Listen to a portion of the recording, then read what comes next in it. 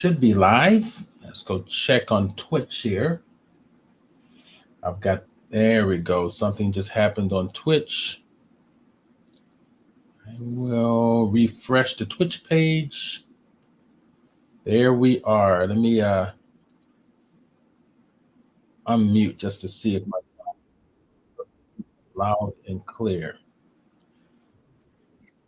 Yep, perfect. Yes, sound is coming through great. All right. We're going to get rocking and rolling here in just about a couple of minutes. And I want to send out on Facebook that we are live. The Blender 3D user group is now live.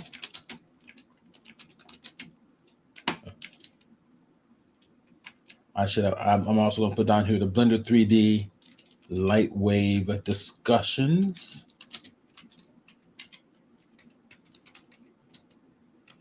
Are now live. Okay, let me put in the link here.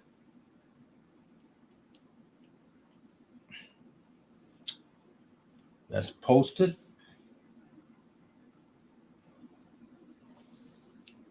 Keep my eye on Twitch. Good morning, good morning, good morning.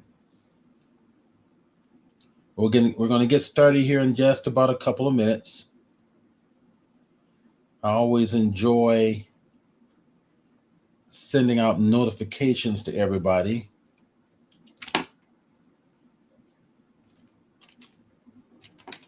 And I'm going to send out notification to all of our Blender brothers and sisters out there.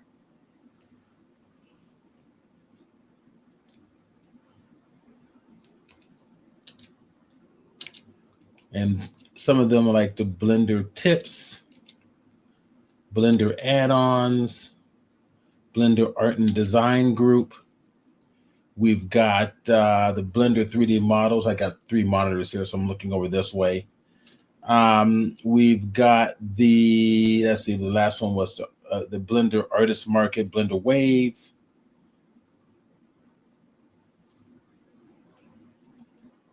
Okay.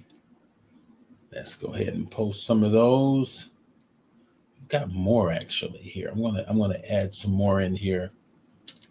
We have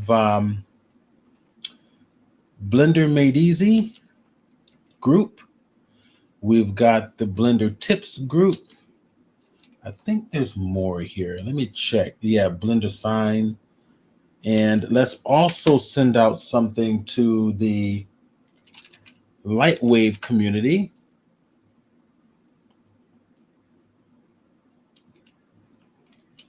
And we got the LightWave 3D.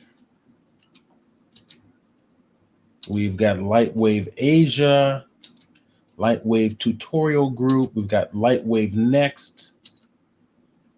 We've got LightWave 3D, LightWave 3D Avenue, and then Octane Render for LightWave. Let me check something else out here.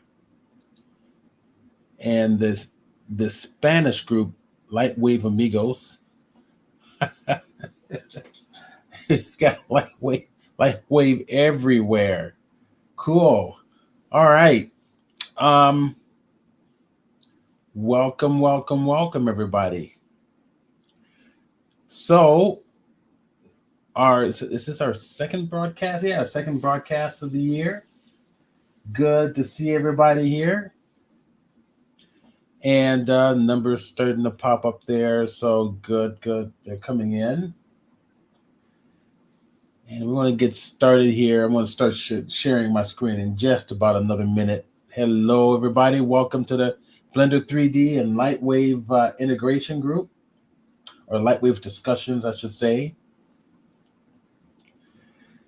Share with us where you're from and the weather like in your area today. I'm in San Diego, and the weather is quite nice. It's usually been in the mid to high 70s, while everywhere else in the country is freezing. Yes, David Glenn. Hello. So for anybody who wants to join us live, okay, I am going to copy the StreamYard link. So this link is for people who want to share, share something in Blender or LightWave live with us here. That means come on and share your screen and then share your knowledge and your techniques and so forth. So I would type into the Twitch box here to share live, colon, and there it is. Okay. All right. So let me just put this up here. There you go. So to share live, jump on in. That should be a hot link. So jump on in and share with us.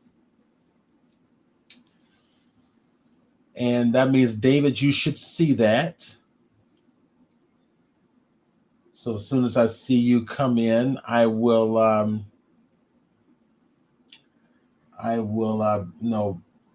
bring you on live. Bring you on live here. There you go. So David's just coming in now. I'm adding you to the stage. There we go. So I'm living off of a little bit for the mic to register. Well, StreamYard to register your voice. So just keep talking. Oops. There we go. I hear you. Yeah, perfect. I'm living on 5 hours sleep last night. So am I. I think I was trying to do this thing on Blender. Right. Anticipating being on here and showing that stuff. I was having a hard time trying to get it to work, and I slept on it from about 8 o'clock till about 1 or 2 a.m.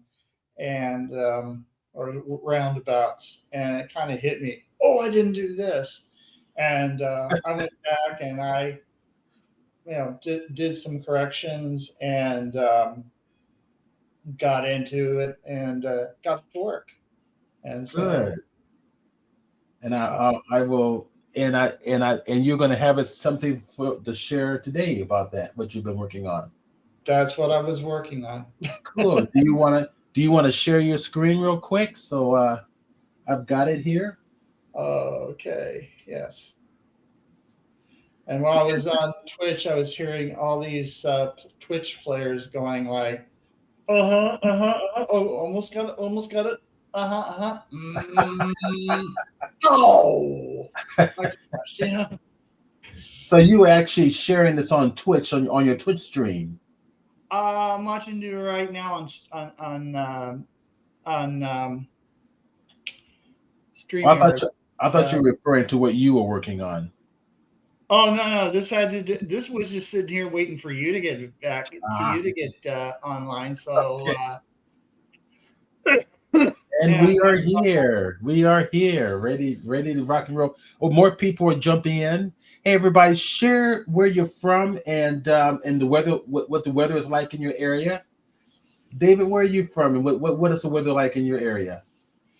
I am from. Where are you now? I should say. Yeah, I am from Silverdale, Washington.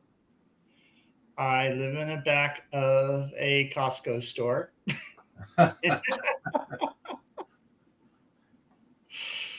Along with all the other fun people. And what's the weather like in your area? Give me a second.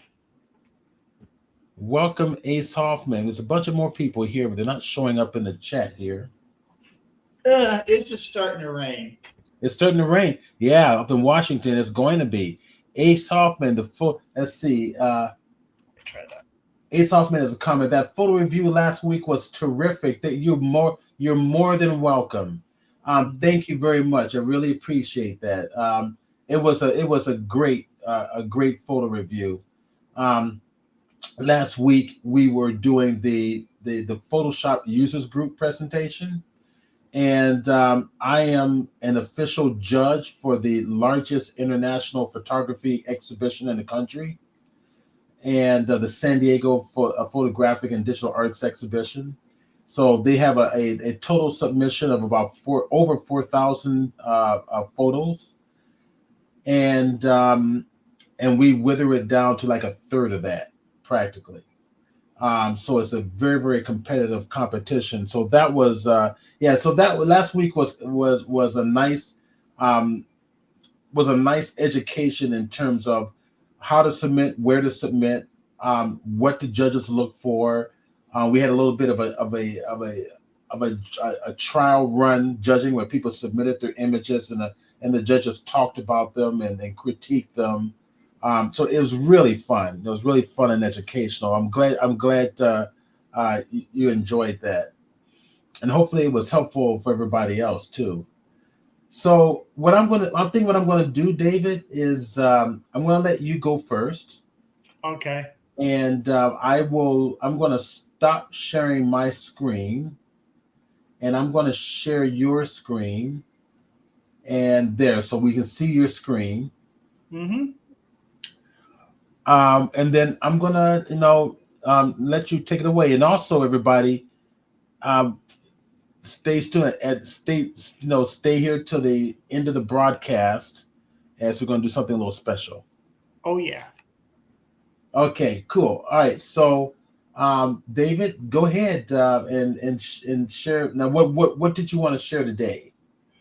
If you don't mind, I was going to share a little bit about nonlinear, the what do they call it, the nonlinear animation editor. Hopefully, Oh, that's that'll be great. Oh, that would be awesome.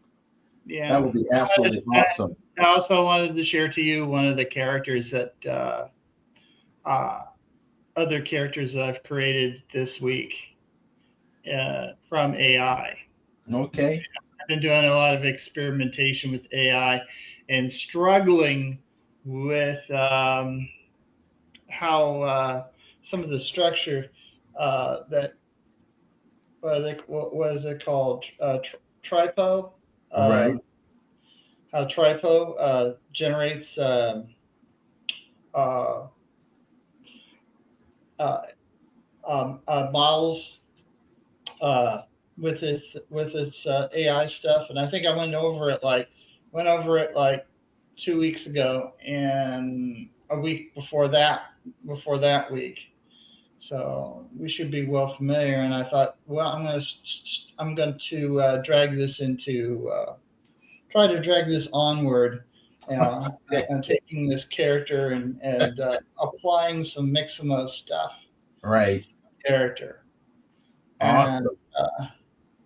I kind of did. In fact, I'm going to do one more thing here. If you could just hang on here just for a second. All right. As soon as you get. I want to bring up Mixamo. All right. It'll take me. Oh, it's going to It's, be. Oh, it's going to be really cooperative with me today. Let me separate that just so I can drag that in. Um, well, in fact, I'm just going to go ahead and just drag it over here now. This is the character I've been working on right here. okay. I like to show it here because it's a nice and bright character. This is a ragdoll character that I made. This was made in Tripo, and it has some interesting little quirks that I went in here and later on I came in here and I took this button out here out, and then I took uh, this thing that was supposed to be notes, and that wasn't working out, so I eliminated that. And one of the ways that I try to rig this model is to bring it directly into Mixamo. And Mixamo and Tripo does have a setting specifically for Mixamo. And if the gods are willing and the planets align correctly, it will actually save in Mixamo the colors. And this is actually a very rare sight to see see the UV texture hanging around this character. And even though I modified this character, as you will see in Blender, I kind of go over that. I kind of go over some of the uh, things that I've done with this character is terms of rigging it. This is kind of, and I bring it into here. You get this when you upload a character, and it's just simply you go in here, you select the character. It will go through and try to load the character. If it can, it will bum out at you, and then you kind of go into here and you select all the how to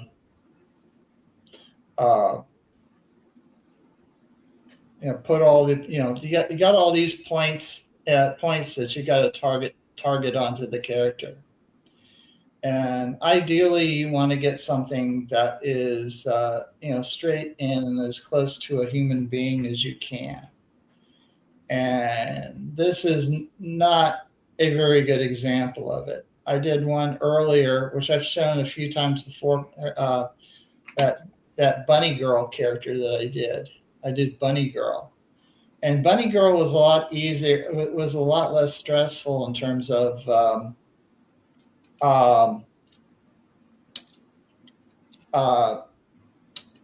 working it with the Mixamo. These are the animations that you can borrow from Mixamo. I kind of figured for myself, I don't think of it in terms of borrowing it, because for myself, I have a creative license with Adobe, so I kind of figure I'm kind of paying for it, but it's all dependent on. But you just click on a animation, and you can see how it works within your character. Awesome. And it's not too bad. It gets kind of funky when you go in here. Like, I'll zoom in on the buttons. The buttons kind of go, buttons behave anything but how buttons should behave on your blouse. And if you go over here, you can see where the weight shade kind of breaks in the corner and increases in the corner. And particularly on some of these, let's see if I can find one of those particularly, maybe this will do. No. Let's go down. Let's go on some of the, let's go down here and bring in dance. And this might work. Come on. You can see how that button's is being crunched. And that's supposed to be a solid object. Solid, mostly static object. And there's a lot of bending going on here, and there's actually a point where the thing actually folds. And that's one of the reasons why after I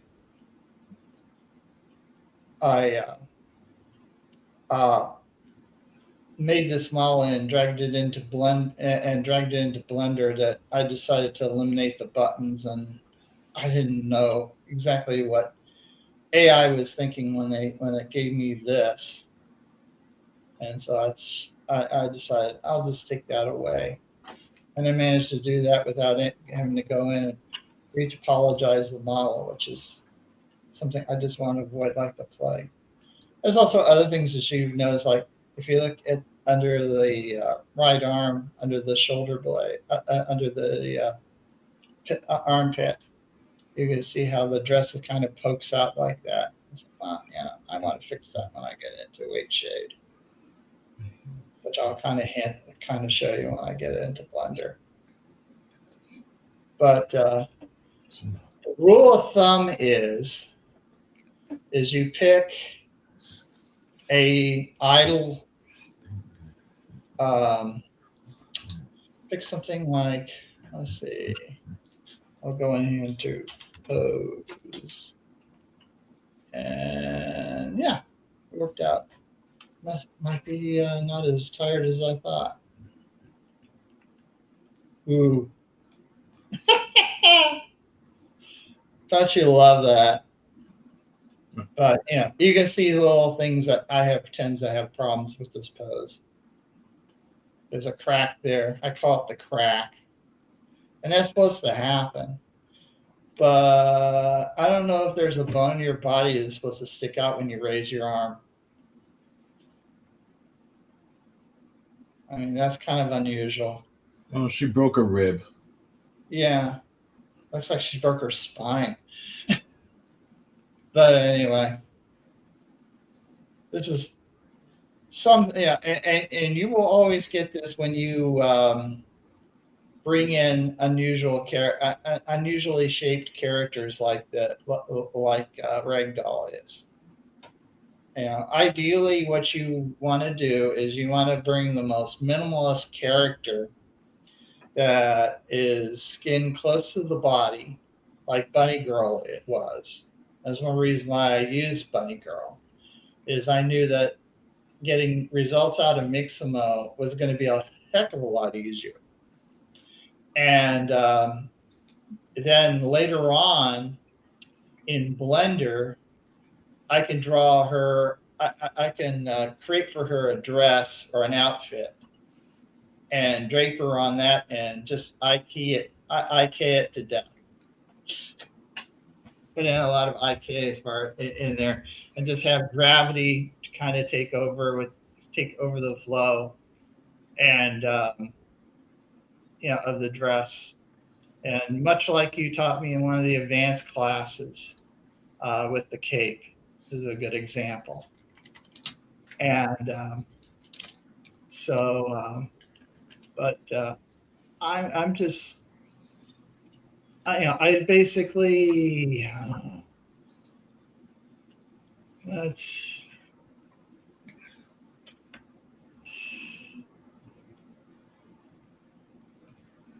see here.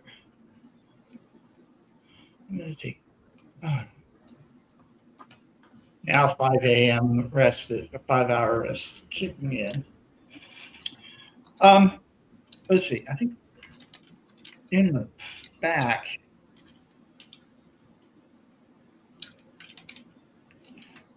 there's some really funny ones here. Also some nice. But what I try to do is I try to find a poke through here and try to find a character. I know where I'm going, what I'm doing wrong. Go into fantasy. There's this character like this guy here, and he has a nice T pose. And in fact, I can just do G. Nope.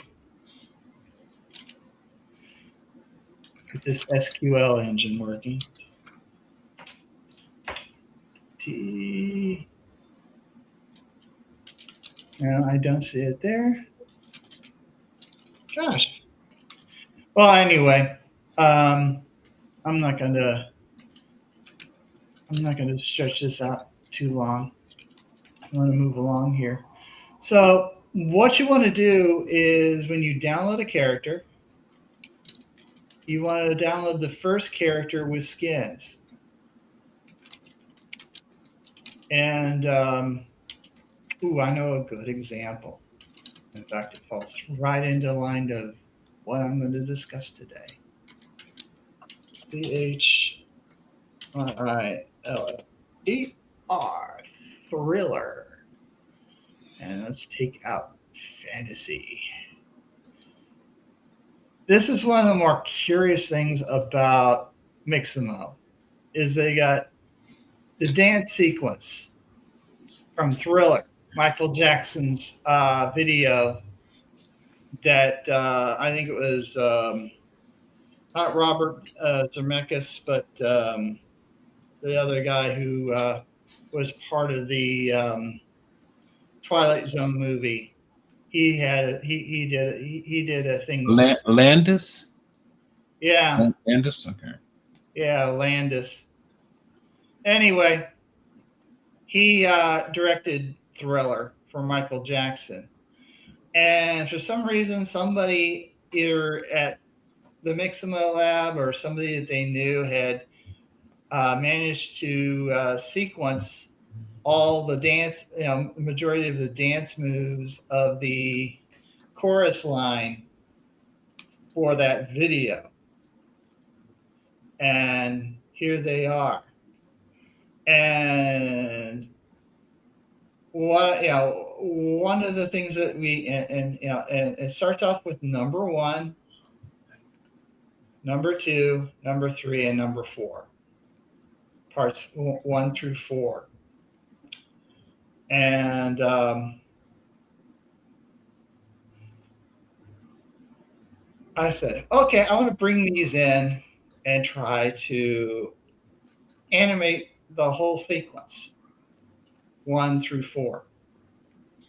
And today I'm going to do only 1 and 2 because that will set the point. If I do all 4, we'll be here all day. And how enthusiastic about that you would be. But I'm going to go here. I'm going to say, well, the first one that I have, I'm going to do with skin. And that gives you a model and the animation. For the other 3, I'm going to go without skin. And that means you just get the animation sequence. You don't get the you get the motion capture.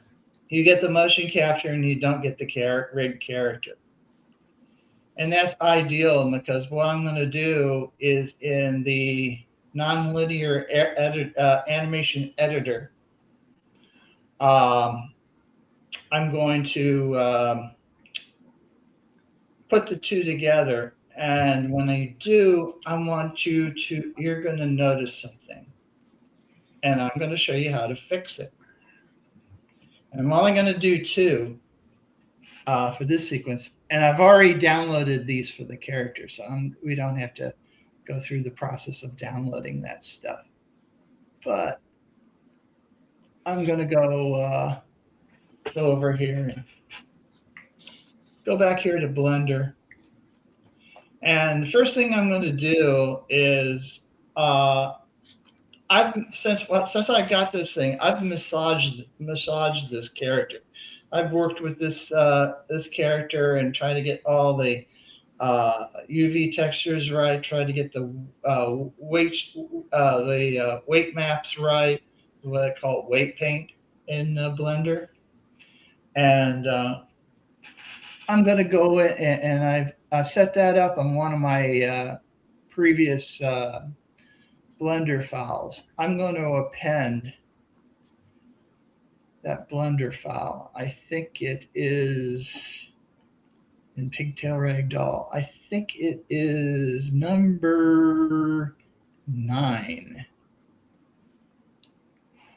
And I'm going to go in here.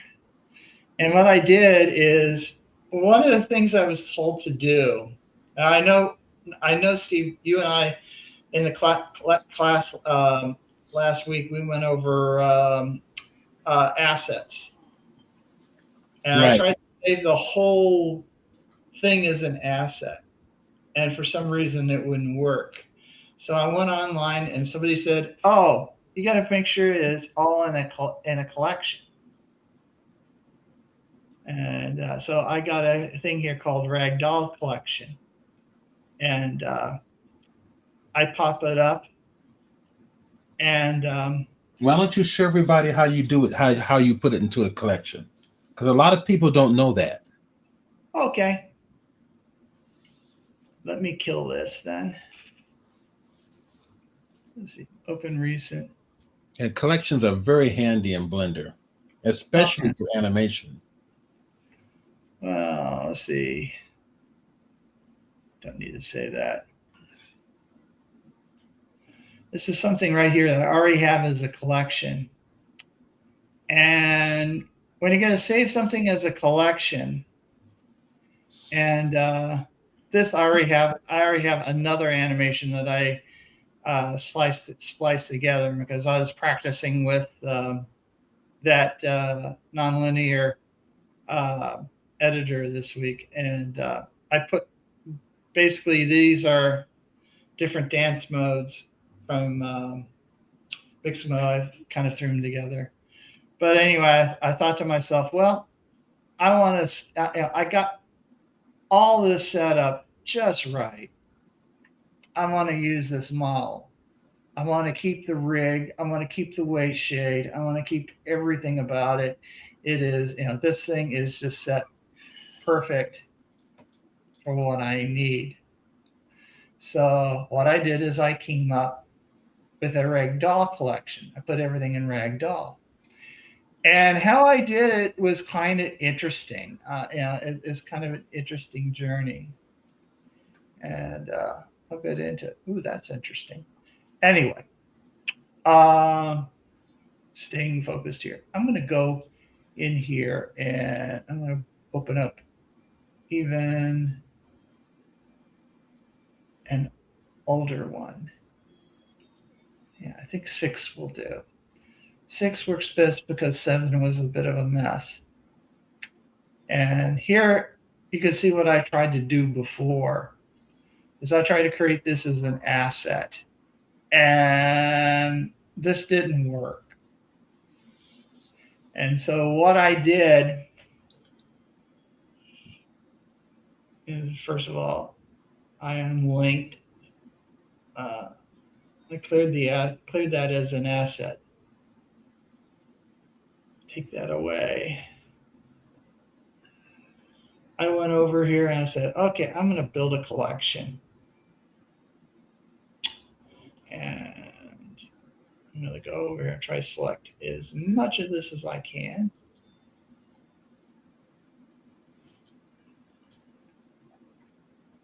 And I'm going to start here at the armature. It seems to work the best. If I do that, and then I include this later on. But including that, including everything else. And to do that, let's see, I'm going to go in and bring in, take out the light and the plane. And that's why we're going to just concentrate on that. I'm going to go over and I'm going to start with armature here. And I'm going to go and go here and I'm going to hit key M. Key M brings up the dialog that involves collections. And I'm going to say, I want to make a new collection. Oops. And it's mad at me because I didn't select anything. Okay. Try this one more time. Oh, I know what to do. Bring it up here because then I'm kind of forcing the issue. But anyway, I got a thing here called collection 2, and I'm going to rename it.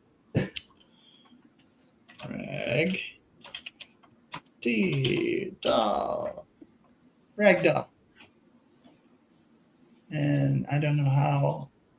That's not how you spell ragdoll. LL. Ragdoll. And I'm going to try to do is capture stuff and go back and hit into the void here. Control M. And I'm going to take the armature, bring it into ragdoll. And while I'm at it, I'm going to go down to here, go to the object itself, Control N, bring it into ragdoll. You can see what I'm slowly but surely doing here. I'm going to go here to ragdoll. this little empty that I have that I use to control the positioning of the character. And I'm going to select that, hit the M key, drag it into Ragdoll. Now, I have all the elements I have everything in the tree from this empty that I use to hold the, which goes to the armature, which goes to the object, which has all the goodies, including the modifier you need to do animation, and the values that have all the weight shade stuff that you need. It's all underneath this collection called Ragdoll. And when I went over to when I brought up the when I brought up, in fact, I'm going to go ahead. I'm going to save this. I'm going to take a risk here and save this as, let's see. See, it's 6 is used. Then go 7 is used, 8 is used, 9 is used, 10 is not used. What I'm doing is I'm hitting the plus button as I have this numbered over here. When you hit the plus or the minus button, you can go and save revisions. And this is great for handy. It's very, very handy. I you know how much I rely on this fun little feature in Save. So I'm going to save this as 10. And we should be cool. I'm going to go into that. Well, before that, I'm going to show you one little thing real quick. And I'm going to go into Imager. I'm going to into make them up. This is hips. Go into the bone structure here, and I'm going to select hips. Something I want to show you. I'm going to go into animation. And select onto here, and I'm going to, first of all, I want to make sure I'm in pose mode already. Object, go into, make sure that's selected. I'm going to here. And what I'm going to do is I'm going to go into weight paint. I'm going to give you a quick little lesson on weight paint. This is the weight paint editor. And one of the cool things that you can do in the weight paint editor is to review your rig structure. I call it the rig. Some people call it the armature. I can go in here and select what part of the rig, and you'll notice that and I've selected the one for the head, and you notice that this thing is completely red. You know, I want the whole. I want the head to move. I want to make sure that head to move and nothing else. And so the weight paint kind of goes through the color between 1 being solid red and blue being 0. And if you look down here and the neck, you kind of got it in between. And when I go down to the neck, and where's the neck? I can also go down here.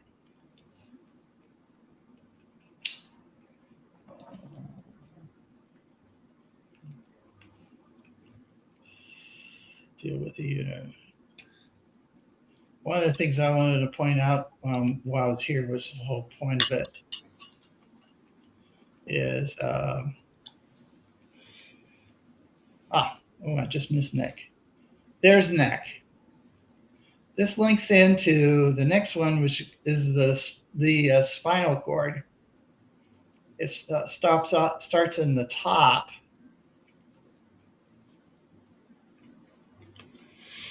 With maybe I can find it easier here. Yeah. Starts off with spine 2.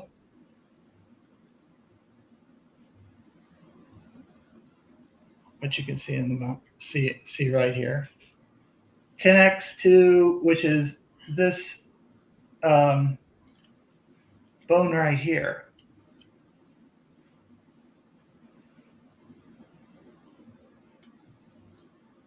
Spine 1, which is this bone right here. And then there's spine, and there's spine, the primary thing, which is this bone right here, actually. And this is the result of mixamo weight shading, correct?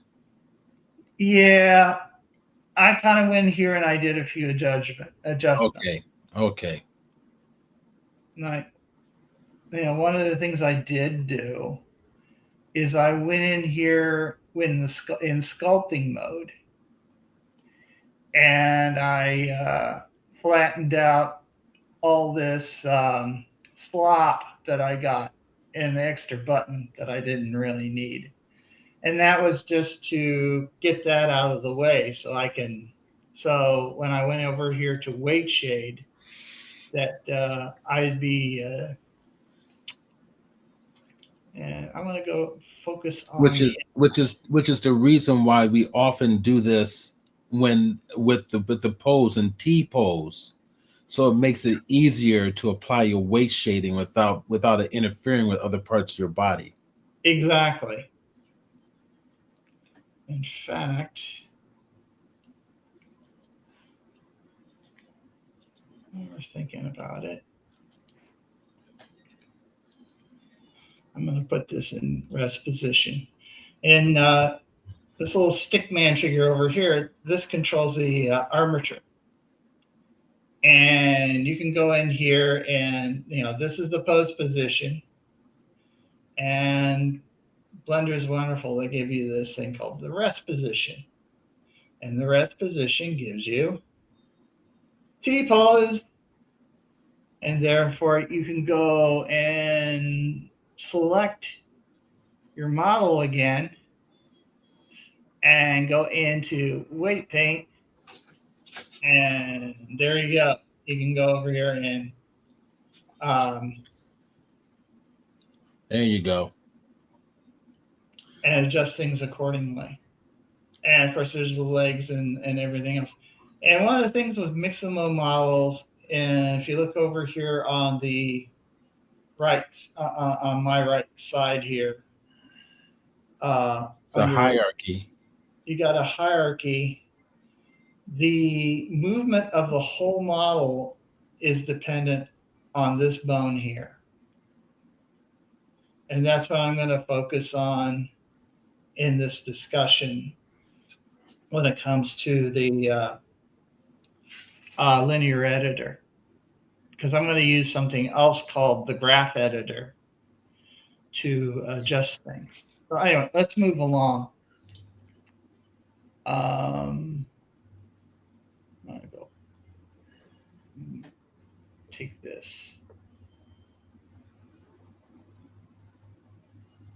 Okay, I've lost my attention here. I'll get refocused.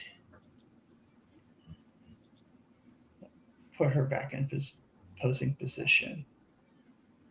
And I'm going to go to layout. So anyway, I got this character posed. I made this, I put together this video, this animation, pardon me. Video mode all week. Anyway, go back here to one of the things that I might as well show you. You got to go to pose mode. Pose mode. Yeah, I got my bone selected. One of the things I want to do is, while I'm thinking about it, I'm in Action Editor right now. I'm going to go over to Nonlinear Animation. And let me introduce you to the nonlinear animation. And when I save this as the collection, I'm going to bring this into a new Blender session. This will come along with it, and I kind of want it that way because when I go over and I'll go and bring that new session now. And I don't want to say that because I'm going to drop from that almost immediately. What I'm going to do, I got myself here a new session.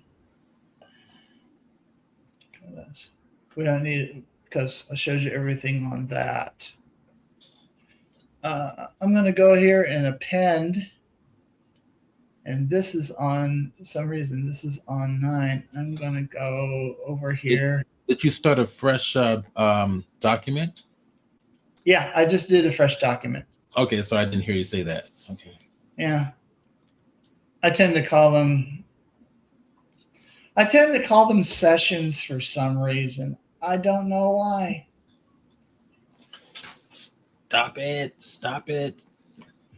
Yeah, it comes from my Navy and Open Scene Graph days. Anyway, let's see. Anyway, I brought up the. Let me go ahead and kill this.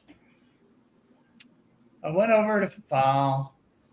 I'm going to use a very important function called append. Append allows you to attach elements from a previous file into, say, a new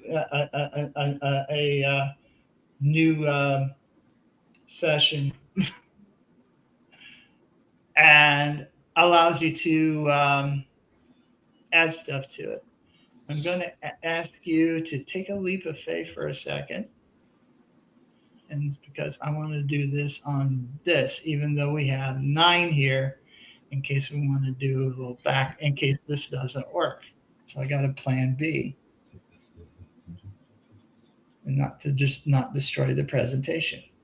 I'm going to go in here and select the one with the collection that we just created.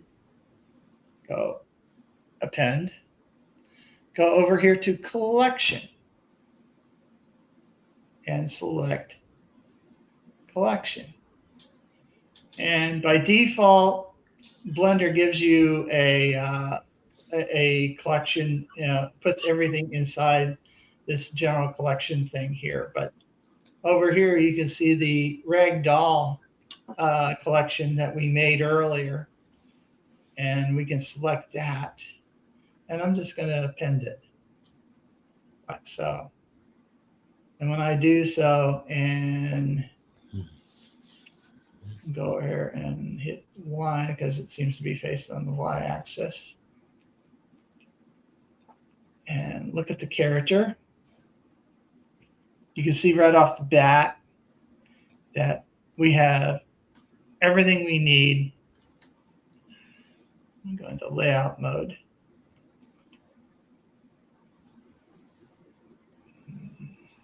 The other Y. And bring this up. And it perfectly works fine. And bring up the thing, all the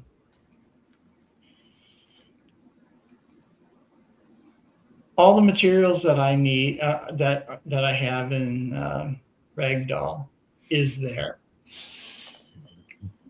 Zoom out a little bit. So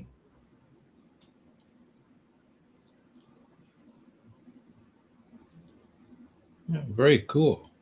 and by the default, I think we're playing around with cycles today. For some reason, this defaults now to cycles. But for the sake of the presentation, I know you're going to hate me for this. I'll put it in Eve. It just makes it a little easier to deal with.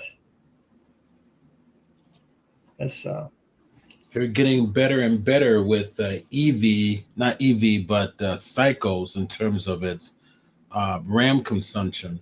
Uh, yeah. blend. I mean, remember back in the day, it used to be LightWave that was the fastest renderer. Now it's Blender, and Blender's cycles is just getting faster and faster with every new revision. Mm-hmm. But Eve has its Eevee has its assets too. That was what Flow was made in. It was rendered in. Was in Eve. Yeah, EV goes way beyond real time rendering, so it's an amazing. I mean, there's a lot of people who are doing full short films, Mm-hmm. all in EV, and because they adapt the style to the EV strengths. Mm-hmm. Exactly, as was the case in Flow. Yeah, Which, if you haven't seen Flow, it's a good thing was to that watch was that all done in EV? Was that done in? in Blender. Well, I know it was done in Blender, but was that what the rent? What was that rendered all in EV? I didn't think it was. I thought it was. I They thought did it it. was Psychos. Yeah, they did it in Eevee, and as you said, they took advantage of one of the features and that Eevee has, and that is doing things in pastel and flat pastels. Yeah, the EV will be great for that actually. And if you look at Flow, go out and rent the movie. I had a friend, and I of course I have a subscription, so I can watch Flow whenever I want. But one of my friends, my YouTuber friends, she has animation night, and I bugged her to death. Show Flow, because she shows some she shows all types of different animation shows on her channel, and she actually showed Flow, All right, and I found a video on the making of Flow, so I'll post it in the chat box. yeah, that'd be good too, because on Oscar night, that's all this guy talked about is thank you Blender for making this wonderful tool, you know, and everybody was wondering what's Blender. Well, what's interesting, everybody knows that Adobe has made this announcement that it was going to no longer support Animate, right? Adobe Animate. Yeah, And that's real so, flash. so a friend of mine who teaches anime says, what do you recommend that I should go to? And I said, dude, I said the industry is going to Blender. I said, and he goes, oh, it does 2D animation too. I said, yeah, Blender does 2D and 3D. It's called Mhm. Grease Pencil. Well, a lot of animation projects in Cartoon Network, Adult Swim, Yeah, particularly, and it's and storyboarding. others are Storyboarding's incorporate Flash in their animation style. And when they announced, oh, we're going to discontinue uh, animate in I think it was supposed to be in March of this year. They were just going to cut it off. So Ace Hoffman says that Adobe Animate is for interactive stuff. Yeah. Okay. It's basically, it's the old Flash. You remember Oh Flash from yeah. your Flash? Oh yeah. Well, that's all it is Flash, right? I use Animate, believe it or not. I have this character for a gaming character, and one of them is animate. The TV screen is animated, Right. and I create the animation with Adobe AI, Adobe Animate. Right. I remember when the Flash community was up in arms about Adobe getting rid of Flash, and so Flash now becomes Animate, and now they think about getting rid of Animate. So that side of the community is they're probably not too happy with Adobe right now. Nobody's happy with Adobe. But then Adobe, well, but then Adobe came back after that and said, "Oh, we're not really getting rid of it. We're going to keep it there for as long as you want. We're just not going to upgrade it." It's like the same Well, thing. No, I'm not meaning it right. I was going to tell a story, but I'm not going to harp on that Yeah. because Go I ahead, want go. to get things done. Sorry to sidetrack you. Go with the presentation. I'm going to go back here to append again. And the only reason why I'm doing that is I'm going to go over here in object. And from my earlier project, I had a plane, and I'm just going to slap that in there just because it's pretty. Got to admit, that is a pretty plane. And I could go in there and probably do the background. That's basically a thing that was using the Sky node that you showed that you introduced us students to last week. But I want to get over to. I want to focus on.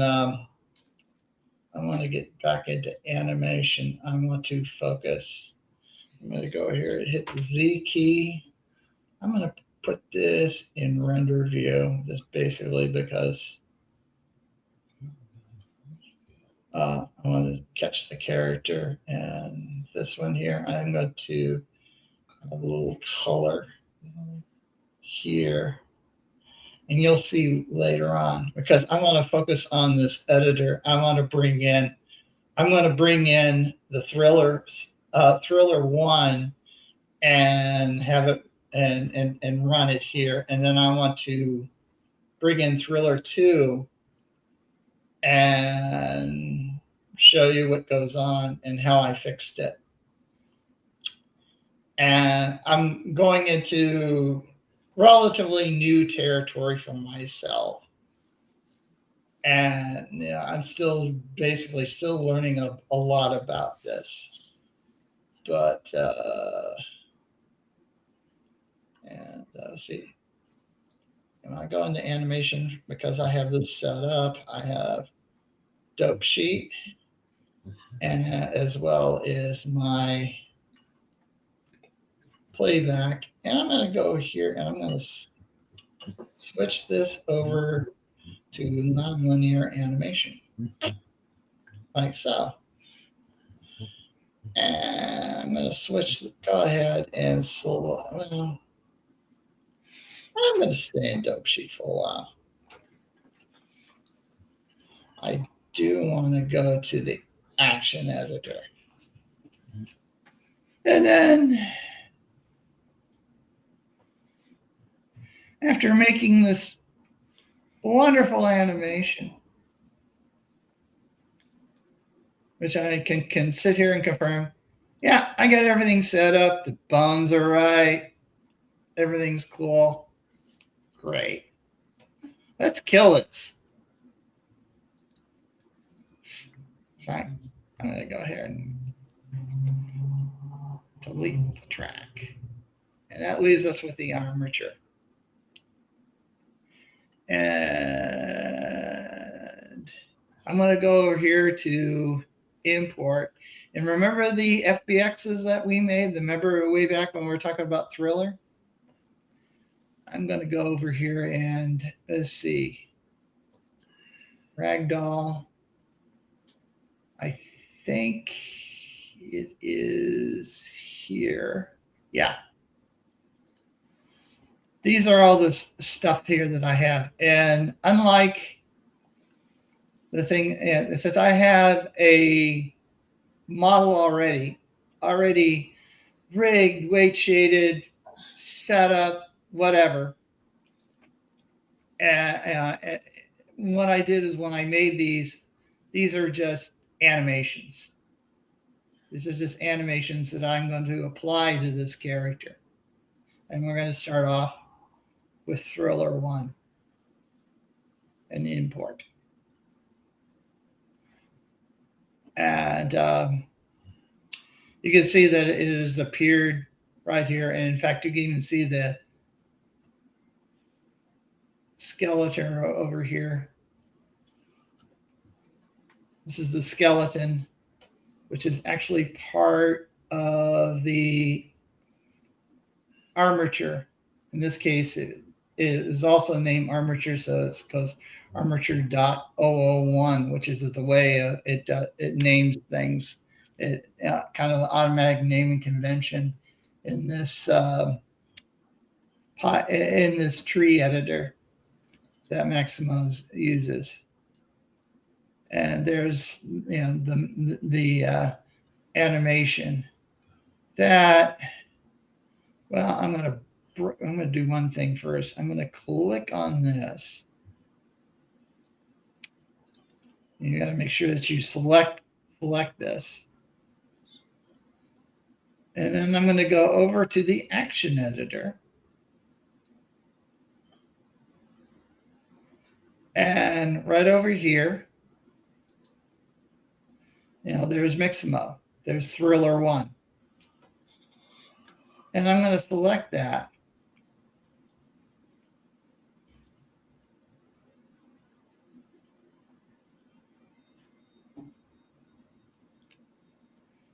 And now our animation is attached to the armature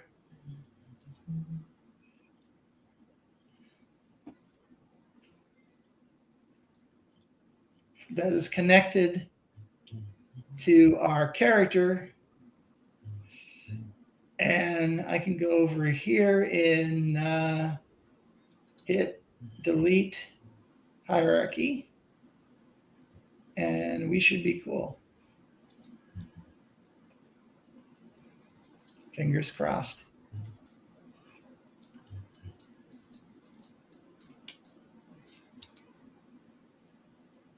And let's go ahead and zoom in here, even though she's going to trample around the whole plane here.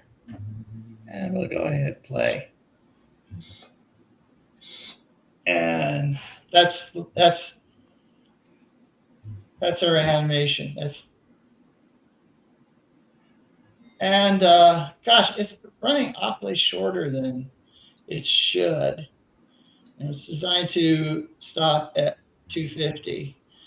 I'm going to make it at the very least the length of this animation. So I'm going to go down here to my linear animation editor. And I'm going to go here and look at the details here for the strip. And I notice over here that this animation ends at 896. I'm going to go click that. I'm going to do Control-C. I'm going to go over here to the action editor, and it's set to 250. I'm going to click on that, do Control-V, enter. And now this thing's going to go the full length of this animation. It will, and then it will cycle back. And if you look at it from this perspective, you can tell she's already walked away from her starting spot. I will click this right now. She's at her now she's at her starting spot. She's where the 3D cursor is right now. And that will be very important when I bring in the other animation, Thriller 2. In fact, I'm going to do something right off the bat. I'm going to go over here and I'm going to rename this.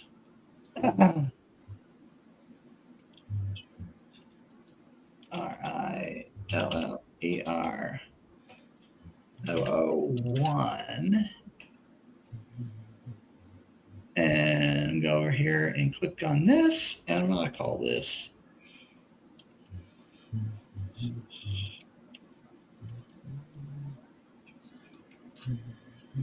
dance.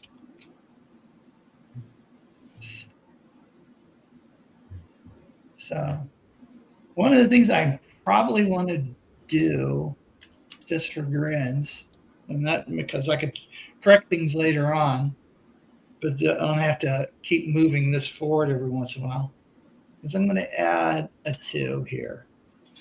Make this really long, the animation really long. And this should be okay for this.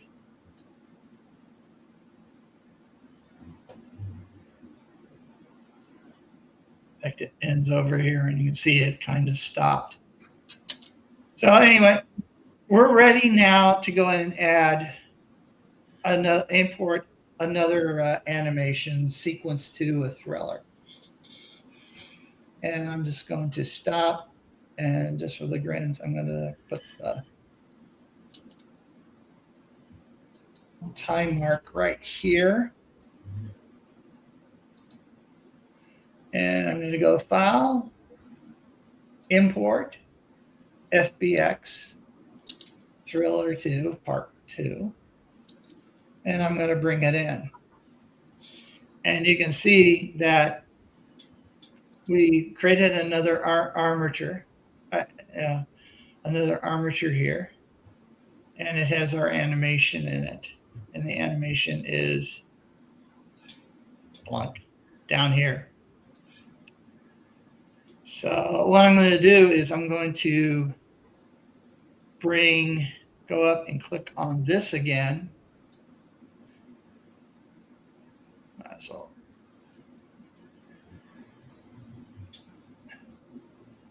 go back to our action editor. Go up here to the animation selector. I guess that's what you call it. And I'm going to go over here and I'm going to hit Maximo.com.001, which should be the other animation, and bring that to our character. And then I'm going to bring this down while I got it, I'm going to rename this, or you can use the F2 key, but I'm lazy. Call this Thriller 002, and it's right there. Now, since I got this, here's one of the tricky parts. I'm sure there's a better way to do this than what I'm going to do. But I'm going to go over and drag this and bring it over here. Now, this video here ends at 896, frame 896. So I want to bring this down to 897, which is the very next frame. And so we stop confusing people. I can go over here to armature 001, and I can go ahead and delete it. And that goes away, which is very useful. Now we get into our interesting little question here, our issue here, next issue. And this is the final part because I'm not going to do all 4 of those. That would take all day. But we start off here with our character in a certain position in the mat here, the plane. And then we'll play this. We'll move along, and then all of a sudden, boom, it bounces back to 0. And that is because that's the way these animations were designed. They were designed to start off at a starting point. And because we're moving the hip bone around, that's how she moves around. She actually moves around because of her hip bone and its location. When we go back to go to Thriller 2, we kind of have to go, well, we're back to 0.00 again. We're not here. How do we get this to line up? Is the question. So what I do is I go over to 96, frame 96.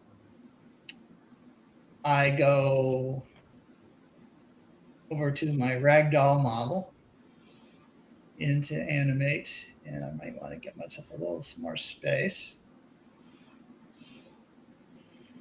And go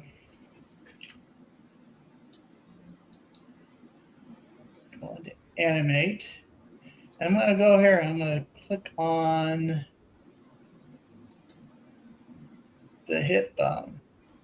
And I'm going to do this under pose mode. Make sure that I get this. I do this. I absolutely drove myself crazy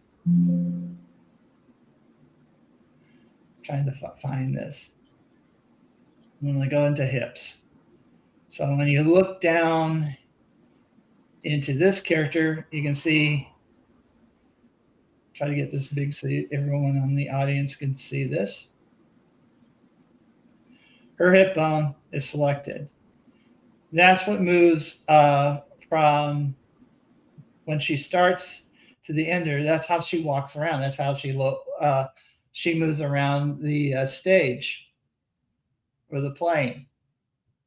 So I want to start the second, when I go to this animation here, I wanted it to go from here and stay in the same location, because when I go to Thriller 2, you can see that's moved back. And so I'm going to go back over to here, and I want to make sure that I'm in the very last one. And I'm going to do a nice little trick here. I'm going to use this to position that in Thriller 2. So I'll go into here. I got this selected. I'm going to hit Shift S. And I'm going to go put the cursor to where it is right here. So I'll do this like so. And now you see the cursor, the 3D cursor, is now in the base of the hip bone in this animation here. The hip bone goes back, but where it should be is set here. So we're going to adjust, we're going to move that. I'll show you how. And go over here, and I'm going to go here and go straight to the graphics editor, because that's going to be very important as far as editing the positions of the X, Y, and Z positions of this character. I go over here to Thriller 2, and I'm going to hit the Tab key. What the Tab key does is it makes this animation editable.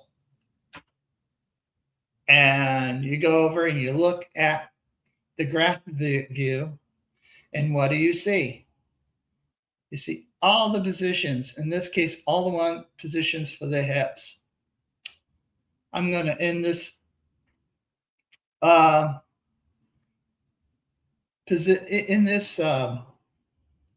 demonstration. I'm going to stick strictly to just doing this.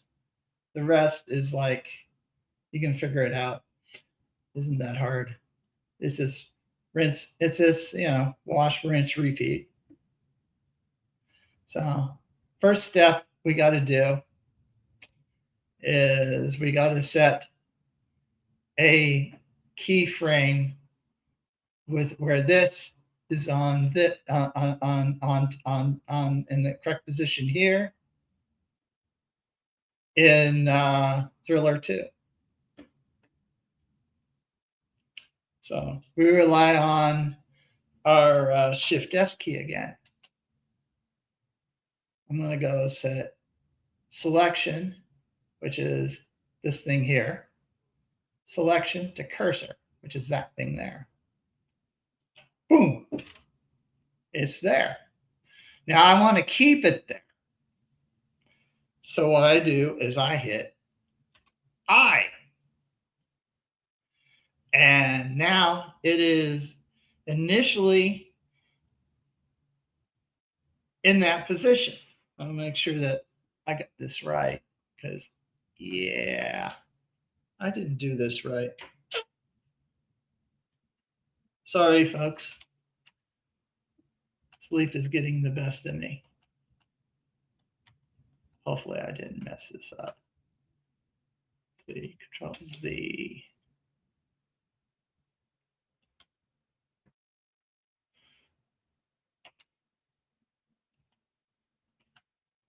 Yeah.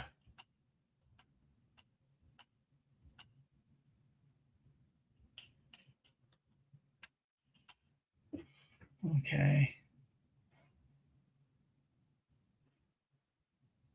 I'm going to make sure I get to the very, see, this starts at 897. I'm going to go to 897. And there's where I want to go. Let's do this again. Shift S, selection the cursor, hit I, and we're in the proper spot. Now we should be fine. Now, this doesn't shift the whole item. It just creates a keyframe, which is going to be our target for all the other motions that we're going to deal with. I could tell you right off the bat, the majority of the changes that we're going to make is going to probably be the X and the Y, probably not so much the Z. So, but we got to make these, we've got to do this last step. If we don't, all we created is one keyframe where the character is in the right position. If I go and I click to the next frame, which I'm going to do with the arrow keys, like that, you can see it goes back to position 0, 0, or the original origins position. We don't want it here. We want everything to work off of this position onward. So I'm going to maximize this, minimize that, and I'm going to take away, I'm going to concentrate, go here and shut the eyes off for everything. I can just do it here and go boink and just do concentrate and on one thing at a time here. And I'm going to mostly concentrate on the location. I'm not worried about this. This is fine. We don't need to worry about that right now. Just where the character is. And yes, we're going to have to do some adjustments in the X. And let me see, can I do this? Yes. Right here. I got to bring all of this down to here. And I do this probably the most rookiest way I know how to do it is I select the first point of what I want to change. And maybe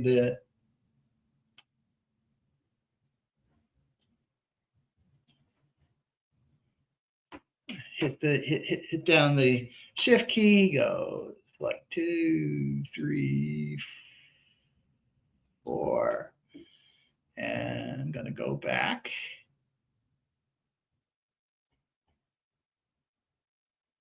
And do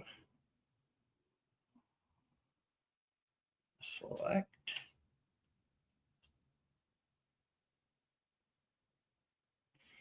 Let's see, there got to be a way I can shrink this down.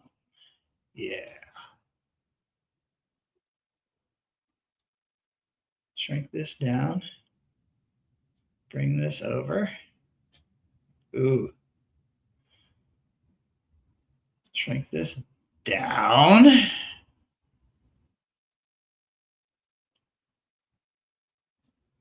Bring it over. Go from, get as close as I dare. Go shift. Select. And to get as much of this, actually I want to get all of it. And hopefully we got everything selected.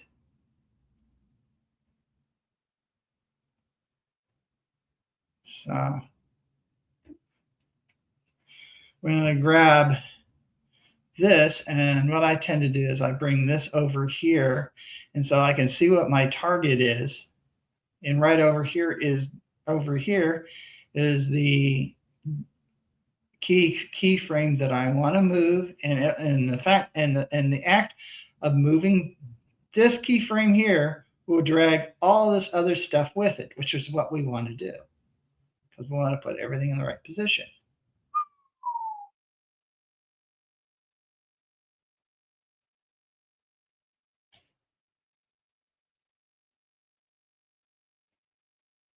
Zoom in, select, bring down. That looks about right. So now, at least for this, for the Y position, that's done. Let's look at the X position. Well, our Y position. Y position, actually, it doesn't look bad. This is where it starts off, and this is over here, and it seems to be going here. But something is going on with the Z. That's a surprise. So let's look at Z for a second. And Z, oh yeah. This is going to be crazy. Z is starting off here. And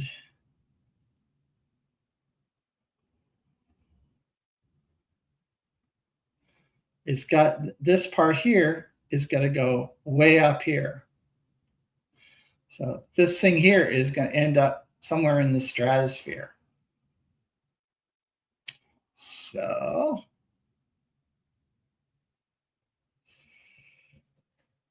we go through here, and I'm just going to go and select this because it's easy to do. Select this. And there's got to be a way that I can pick the first one and the last one and say select all.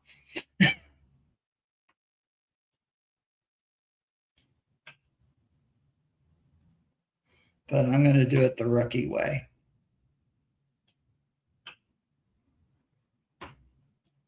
Make sure I get all that. Go up to here. I'm just going to make it life easy.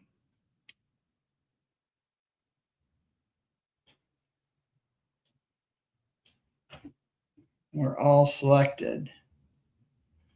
Now, there should be a way to bring these two together in the Z position. But I'm a rookie, so I'm going to go here and grab the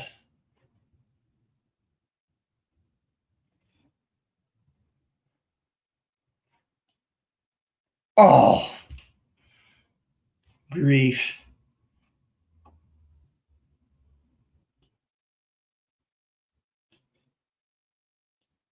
Grab this.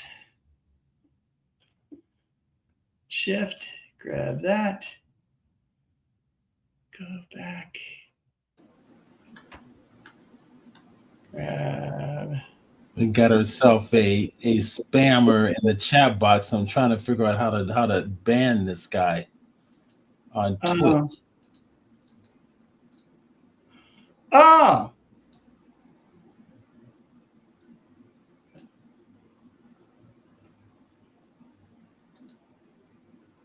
Big homie Kane. Yeah, what the heck is trying to ban him? Okay, you try to ban him. I'll try to fix. I'll continue to do what I'm doing. Yeah. Some reason Twitch is not intuitive about how to.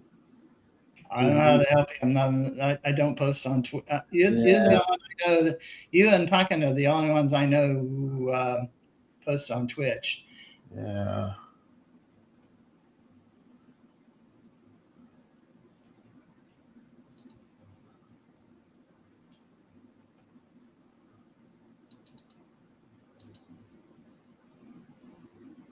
Let's see. Yeah, it'll let me select just any of them. I gotta make sure that I just let's put on there. In fact, I'm just gonna grab this, bring it all up to here, and zoom in. I know there's a more elegant way of doing this.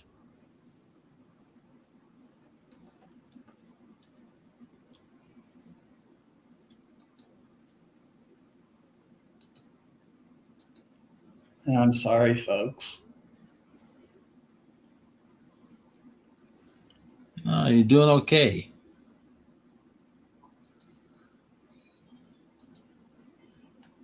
Good. I just blocked him. Just figured it out. You got to click directly on his name.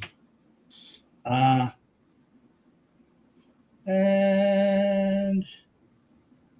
I think we're good enough for now. This will work.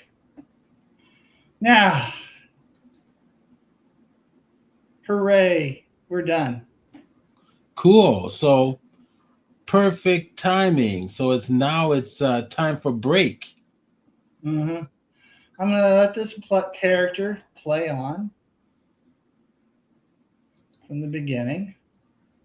I'm going to go from graph editor back to dope sheet. I'm just going to go back and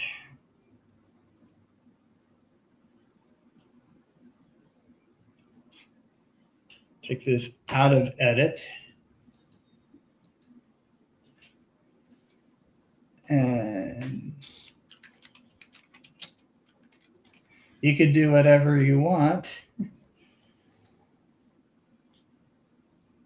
There is one other thing I'm going to do is this Thriller 2 ends at 1462. So I'm going to click on that frame, end frame, go copy. And since I'm in Action Editor now, I could just go into here and just go, even though adding 3 and 4,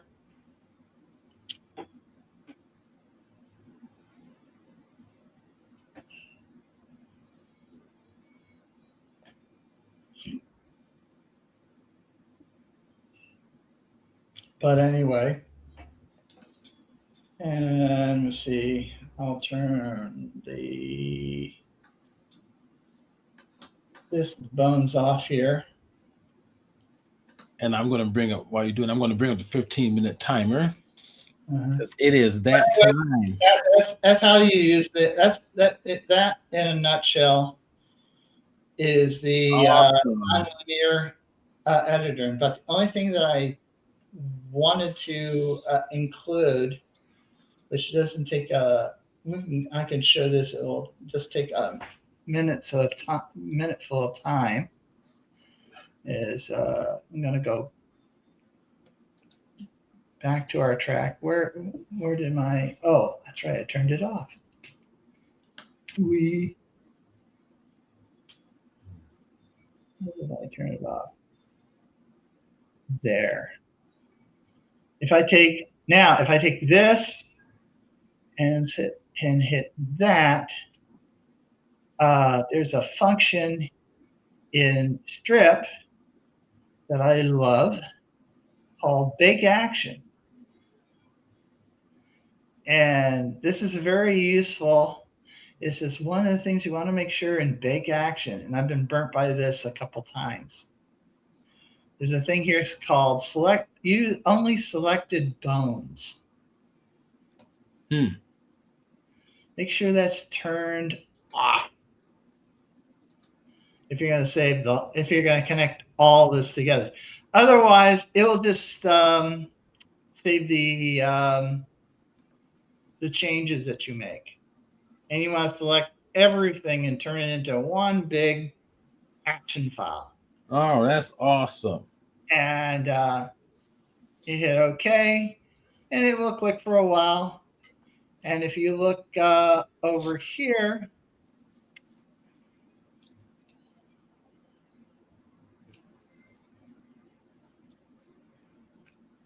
somewhere, it was supposed to blend these two together. It is being troublesome as usual. Let's try that again. Strip, Bake Action.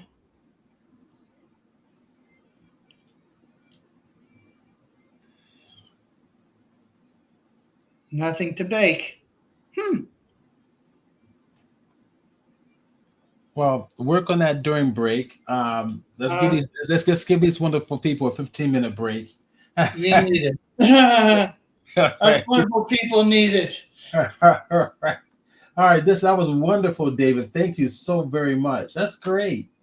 I know that we have very few people that actually talk about the nonlinear editor. So it's going to be something that I get deeper into in the next few months, because the whole point of me making all this quick and dirty stuff is to have material to edit things with. Okay. And I might explore a few other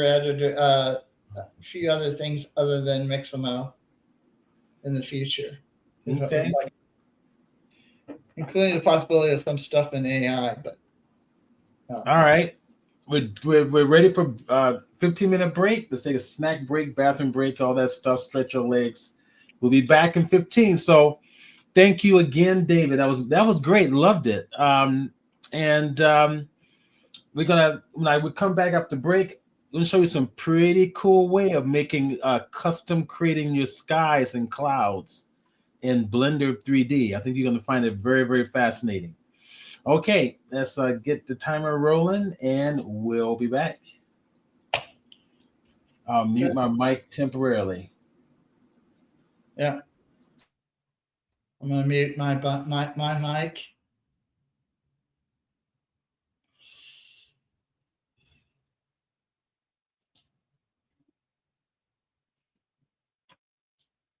B was the order of operations.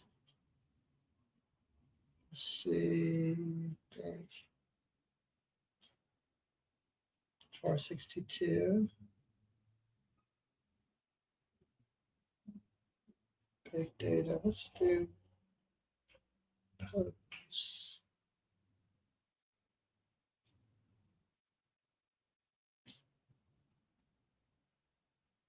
No, nothing to big.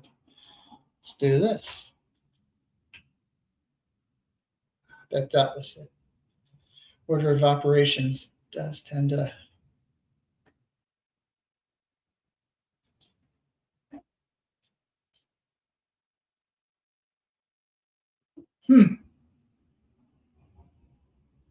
I'm totally miffed.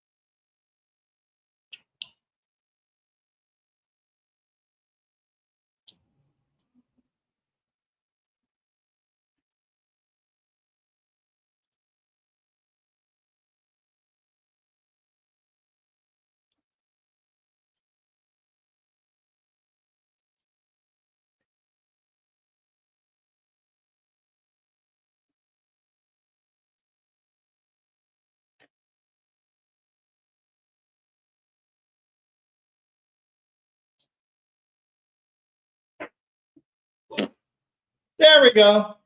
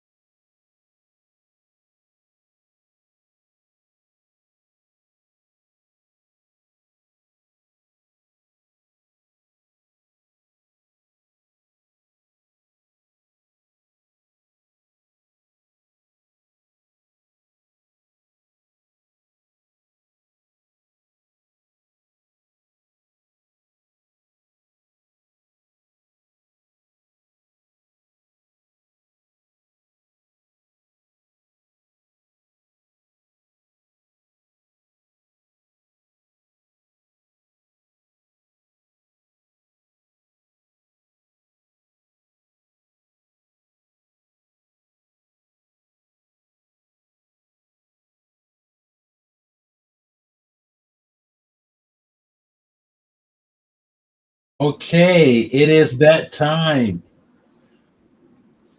Now we're gonna have some more fun. All right, so heads up. Um, Starting the new workshops, the Blender 3D intro workshop. That's going to my workshops on criminalocean.com. Here, I'll give you guys the link in the chat box just so that you can see the various workshops that we have. And I'm going to post that now and post it up there. Okay, cool. Okay, so those are the workshops. The next one that is coming up is, I think it's going to be the animation class. So Blender animation, which is right here, animation essentials. All right, so that's starting up next Sunday. So Sunday, 10 a.m. to 12 p.m. 5 weeks. It's a 5-week workshop, and I'm gonna give you the link to this directly. I'm gonna copy that, and I'm gonna post that in the chat box. All right. I mean, I'm also going to give you guys a discount code. So, um, discount code is going to be SDPUG 2026.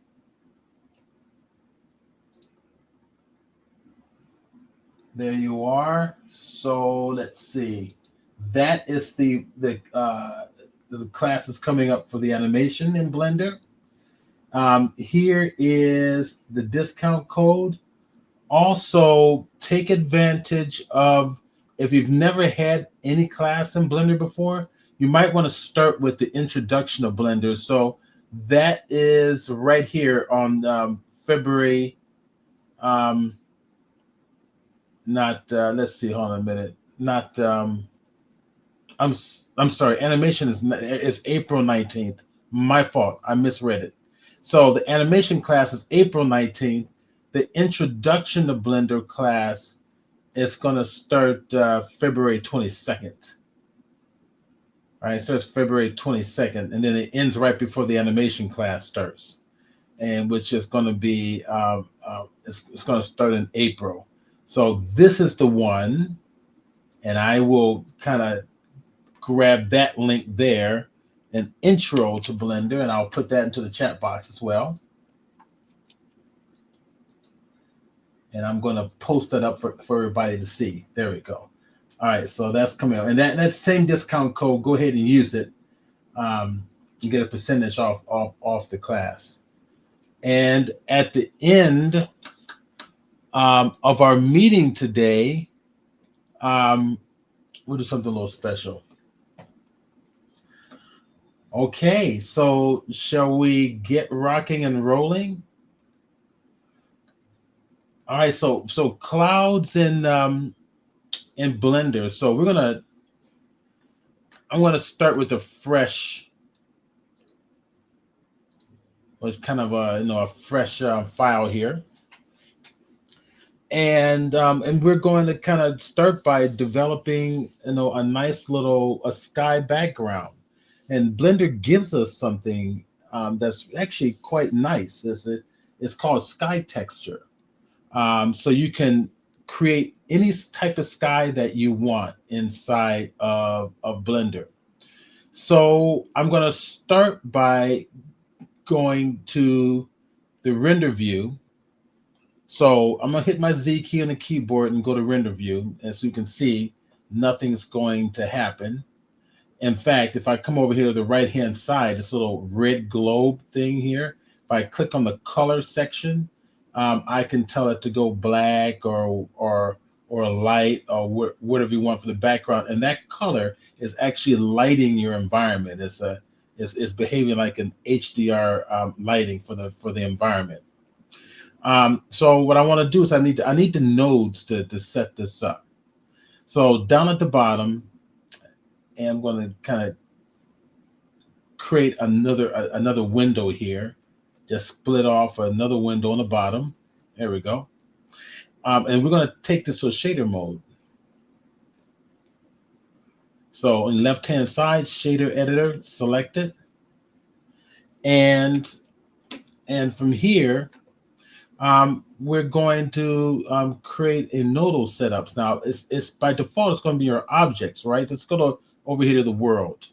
Now, just as a an announcement, I have been accepted as a speaker at WonderCon this year, and my presentation is going to be Blender 3D for Unreal Engine. So anybody going to WonderCon? Now, WonderCon is the same people who put on Comic-Con each year in San Diego that I speak at. So I'm pretty excited about it. And Unreal Engine is making incredible developments as well, and Blender works very well with it. So I don't know what our presentation is going to focus on in terms of Unreal Engine. I'm just kind of working it out now, but I'll reveal it in the weeks ahead coming up. So WonderCon, let's go take a look at that real quick. WonderCon starts. I forget exactly when it starts. Let's go to the website. WonderCon. Yeah, because it's different. That's different from the. That one's different from the other one that you're going to attend. That's WonderFest you're thinking of. Yeah. Yeah, WonderFest is in Louisville. WonderCon's in Anaheim. Yeah. And let's see. So the date says March 27th. Now, my presentation is going to be on Friday, and I think that's the 28th. I think Friday is the 28th. So Friday evening from 5 to 6. So as we get closer to that time, I'll start putting out they'll solidify the dates and times, and I'll promote it as accurate information. But I am also going to be at WonderFest. So actually go to WonderFest. I was invited again to do my WonderFest USA. I think it's what it is, USA.com. Oh, all right, fine. All right, so we'll just kind of go to WonderFest then and see what that shows up. There we go. This is it. So I will be speaking at WonderFest. That's May 30th to 31st. It's a 2-day convention. It's a Saturday and Sunday, but Friday is going to be my 8-hour pre-con course, and that we're going to be that particular class is going to be on creating and articulating landing gear for your models in Blender 3D. So it's going to be it's going to be a lot of modeling, but it's also going to be some animation, and then how to actually 3D print this stuff out so that you can adapt it to your models that you're building. So that one's going to be a fun one. So much wonder. Yeah. And actually, you guys can sign up for that class too. So if we go to my website, chromeillusion.com, and you go to workshops and you go to Blender 3D, that class will be right there. Right there. I'll go ahead and give you the link for that one. And now, if you're not going to be there in person, because I will be there in person, but if you're not going to be there in person, then join us on Zoom. So usually half the class will join on Zoom, and the other people are there in person. So you're live with us. The difference is you're using you have the comfort of your home to enjoy the class. I'll go ahead and put that link in the chat box too. Let's go ahead and send that to you. And there it is. So WonderFest. Now, these classes are recorded, so including WonderFest is recorded. So if you can't stay for the entire thing, you'll get the recording afterwards. All right, let's go have some fun in Blender.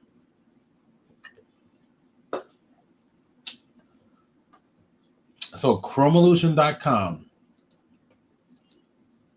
You click up here on my little logo, then it takes you right back to the front page.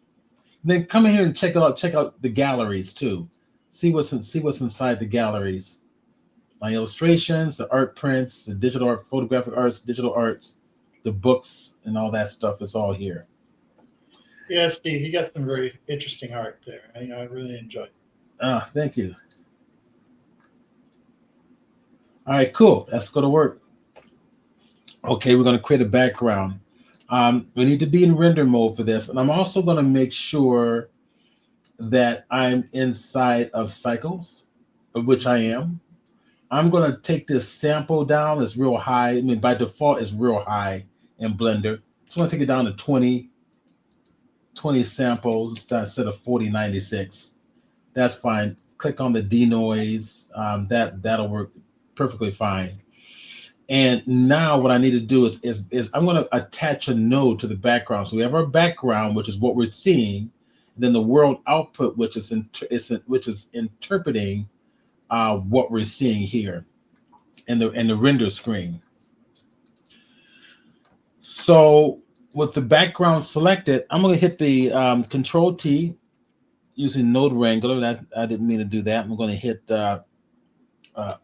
undo that again. I didn't mean hit Control T. That's what I would normally do for normal textures. What I really want to do instead is Shift A, and we're going to go search for a particular texture in the search box up here called sky texture. Okay, so get the sky texture, and we're going to drop it right on down here. Now this is a fun little node. This is a node where you don't have to rely on HDRI backgrounds. You can actually create your own HDR environment. You can, whether it's going to be a sunset or a sunrise or broad daylight, high atmosphere, low atmosphere, haze, no haze. All that can be done right here in the sky texture. And I think this has been kind of upgraded since we are now progressing to version 5 in Blender. I'm going to go ahead and connect the color to color, and we've got our sky texture. Okay, so there's our sky back here. All right, we can modify this a little bit. We've got, let me pull this on up so it's easier to see. I'm going to pull this on down, rotate it on down a little bit. You can see our sun back there is really large. And let me see if I'm going to bring down some of the aerosols so that we can see our sun back there. See it way back here. It's kind of small, kind of tiny. Aerosol is kind of like your haze, the mist in the air. So I'm going to bring it down just so you can see what's actually going on in here. The sun size itself, I can increase the size. All right, or decrease the size. I've got the elevation. So we're going closer to a sunset. Okay. And I'm going to kind of keep it low here. Let's pull this on out so we can see everything. We got the sun intensity. We'll play with that when we get an object in here. And of course, you got altitude, ozone, all of that. So let's stick with this for now. Let's give it a little bit of the aerosols. So I want a little bit of that atmospheric haze in here. Pull this on back a little bit, go to the aerosols, and there we go.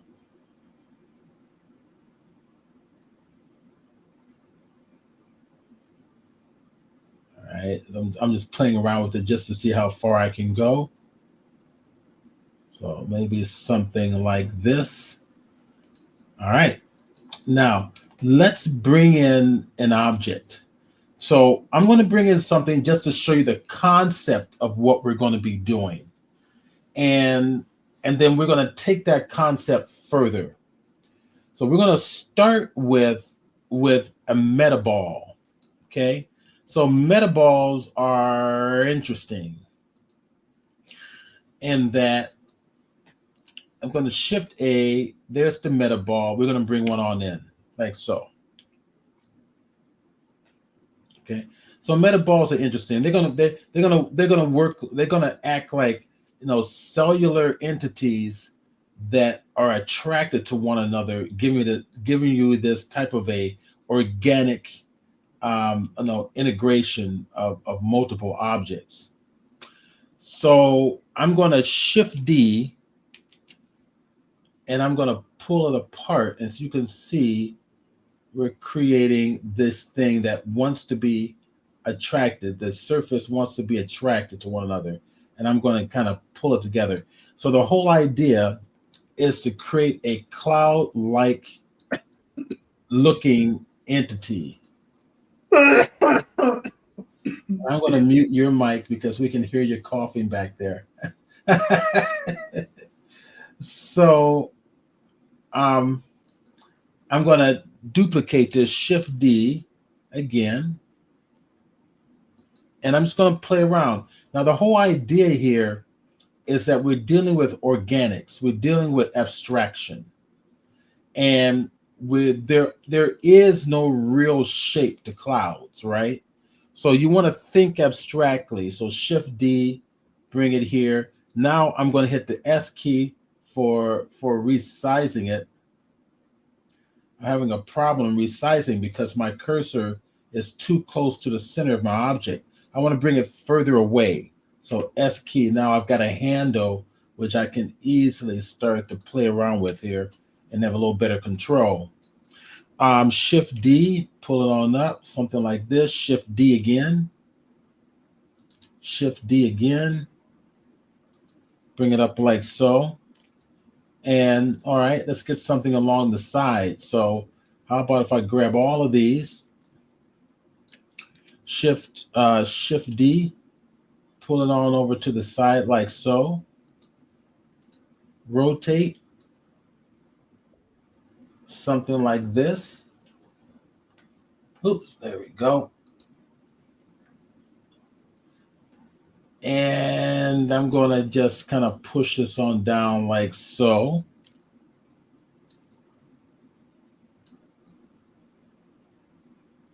And maybe what I'll do is select them all. Shift D again.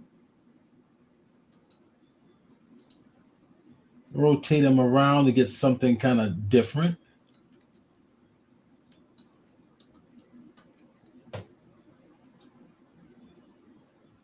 Something, yeah, there we go. Sorry, I fell off. No worries. Maybe All right. my microphone isn't working though. There we go. Your mic works fine. I can hear you perfectly. I'm just concentrating on the clouds here. All right. So the idea here is to just get something abstract. Shift D again and pull it over here like that. Maybe hit the S key, bring it a little smaller like that. Okay. So the idea is to get some type of a cloud source. Now, once we have this, what I have a tendency to do to make sure that everything gets selected here is Z key solid mode and make sure I'm in X-ray mode so that if I select everything, everything's going to be absolutely selected. Then I can go back to Alt Z again to select all of my objects or to see all of the objects I have selected. And what we need to do is we need to alter this into one big piece of geometry. Because right now we have all these little individual metaballs. We know that because if you look over here in the outliner, we've got a whole bunch of metaballs, right? We don't want that. We want this to be one single piece, and we want this to be actual geometry.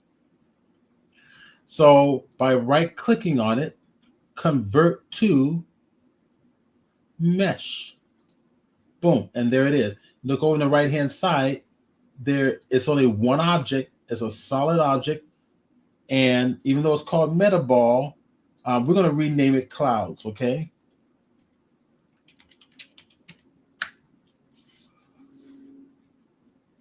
And I'm misspelling it today. Too many vowels in there.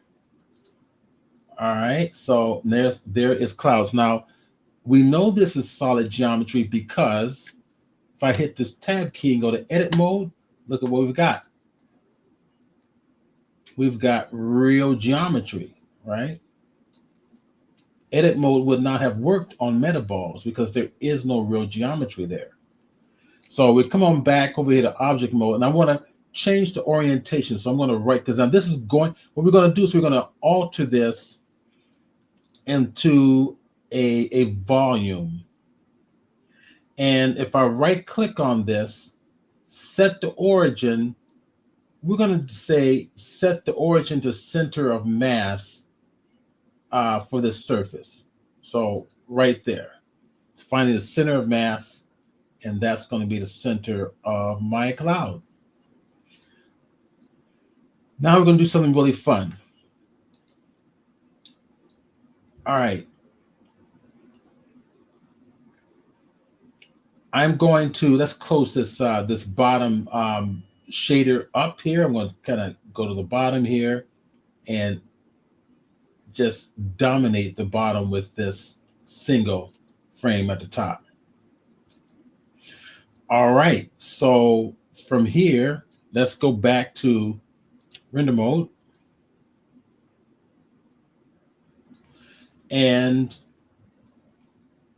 I'm going to apply a very interesting modifier. And if I come over here to the modifiers tab, I'm going to add a modifier. And I'm going to add, where is, what am I thinking about here? Oh, no, that's what it is. I'm jumping ahead of myself. I'm going to come over here and I'm going to tell the 3D cursor to match my center of origin for my object. So Shift S, cursor to selection. So Shift S, cursor to selection. There.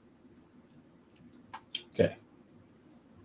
Now, here's where I was jumping ahead of myself. Shift A. Okay. And some place that we rarely go to is volume.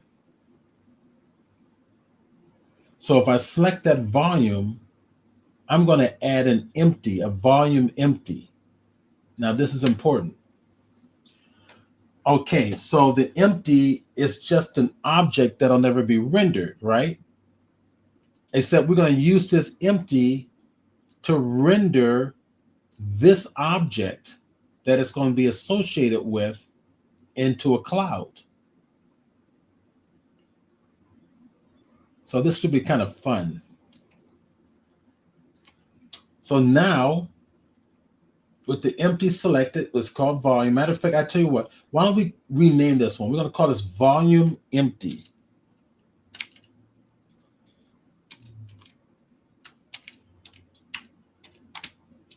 All right, so volume empty, just to keep everything organized. Now I'm going to add a modifier to this empty. Now watch this. This is what's interesting. Once we have our volume empty selected and we add a modifier, all the modifiers automatically go to volume modifiers. So if I go to generate, I'm going to select mesh to volume. And I'm going to click apply it, click it to apply it. All right, so let's kind of pull this up so we can see everything.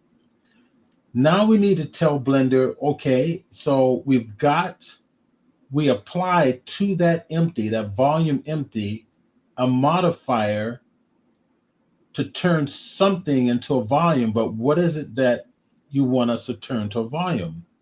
Well, that's what we're going to tell Blender to do. So under the object section here, we're going to grab the eyedropper, and I'm going to just click right on our original meta balls, which is now our cloud object.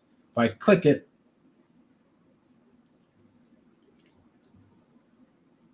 very interesting.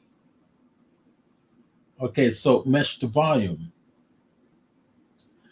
So something weird is going on, and this is not what I was expecting to see. So if I get out, let me go to solids. This is what I'm expecting to see. So let me show you what I'm talking about. That mesh, that volume empty is there. If you look at the very edges, you see a cloudy mist. Getting really close, you see a cloudy mist. If I turn off my clouds at the top, leaving my volume empty on, you got your clouds. All right, now we've got our clouds. All right, so we took that shape, we turned it into something interesting, and we've got a box around here, which is basically representing our volume. If I select the volume and I want to rotate it, for instance, right? We can't, right? Because we're basically rotating the volume texture. If I want to rotate the shape of the clouds, I have to go to the cloud itself. You can turn it back on, go to the cloud itself and rotate it. Oops, I want to make sure I have it selected properly.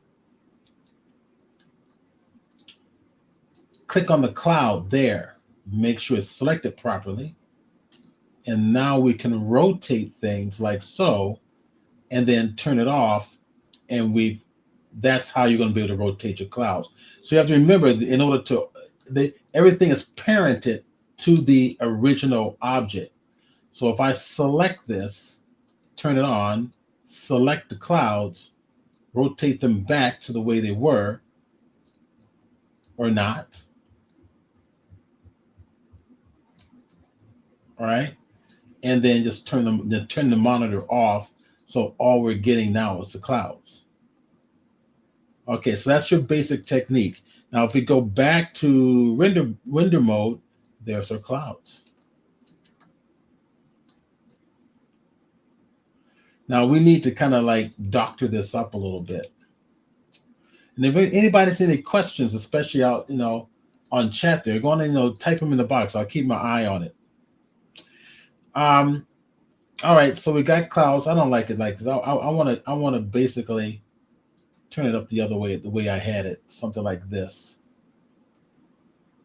Yeah, I like that better.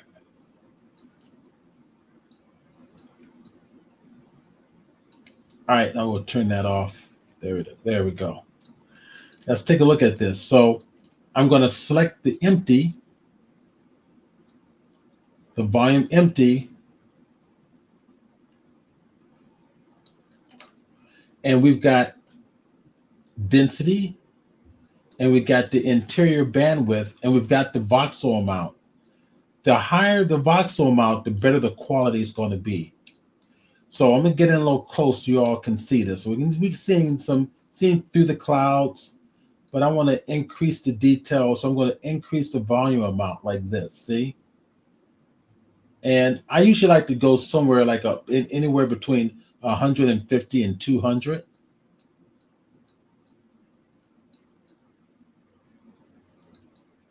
This is a nice little slick, little fast way of making custom clouds. I'm going to show you a much better way. But right now I'm just showing you the basics, the basic concept. Now I've got density here. It's 1.0. If I bring it down, it disappears. If I bring it up, it gets more denser. If I go even higher, it gets really dense. So you can make your clouds however dense you want.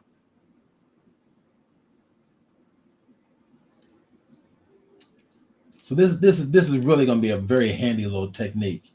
Density, let's take density down to 8. That's almost half that amount. So let's go 8 and maybe down a little more. So I get a little bit of a wispy edge. So we want a little more wispy edges, right? So let me take it, give it a little more density. It's like 3.8 right now. Now we're going to give it a little more density. We're going to give it another modifier. And it's going to be another volume modifier. So add modifier, go to deform. We want a deformer, and we want the displacement. And if I click the volume displacement, I've got it right down here in the bottom. Now we have nothing to displace the volume yet. So we're going to add something. So I'm going to come over to new. You saw it shift because it's basically adding a solid gray texture to displace the entire object. We don't want that. We want to go over here to the texture and select a brand new texture at the very top where it says image or movie, drop it down, and let's go grab clouds. There, look at that. Isn't that cool?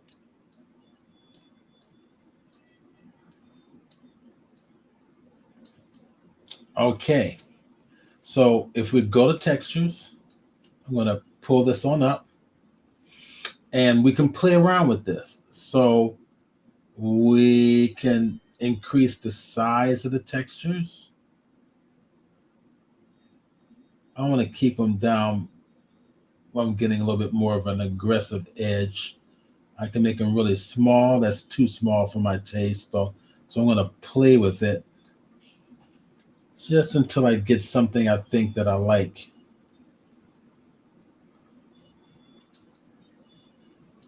I can play with the depth.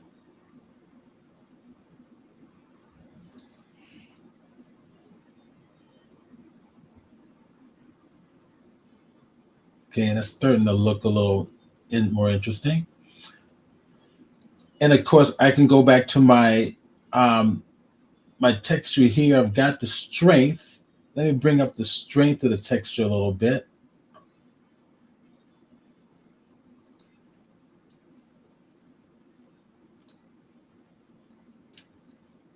And I'll play around with this. So I'm going to go up high with the strength. Yeah, look at that.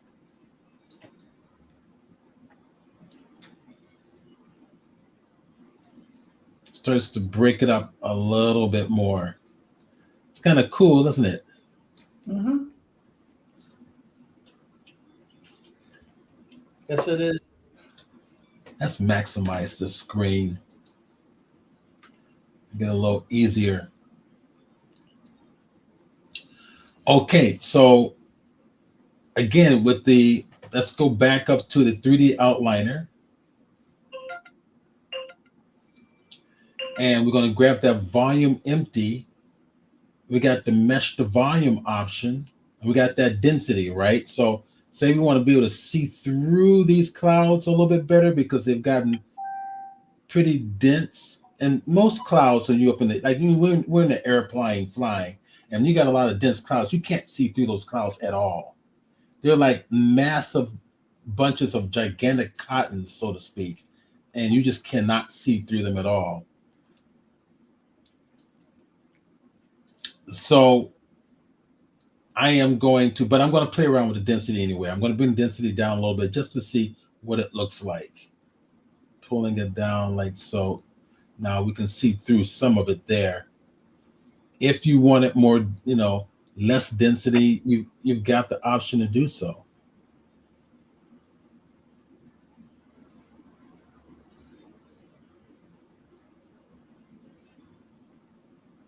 All right, so and we can fly through.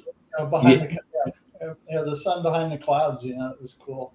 Oh yeah. Let me turn it around. Let's play around with the sun. So I'm gonna leave the clouds here. And let's just go back to the sun itself. So I'm going to go and grab my shader. Come down, get the shader option. Instead of object, go to world. There's my shader. Pulling it up. Let's go to sun rotation. And let's play around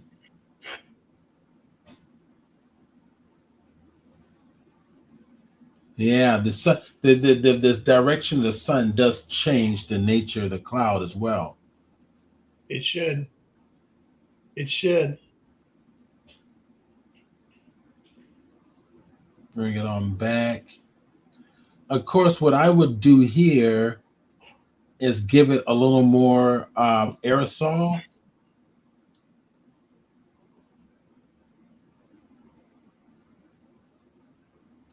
Let me try some, see what the air does. There we go. Some ozone. More air.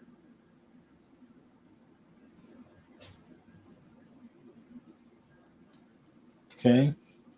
And then let's bring the sun size down.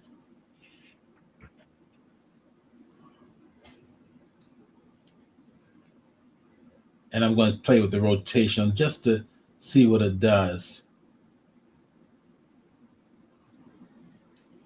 Take the intensity, sun intensity up a little bit.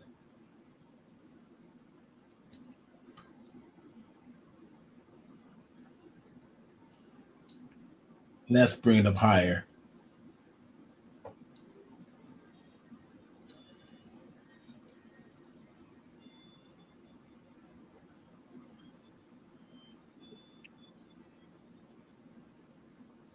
Yeah, just seeing what it does.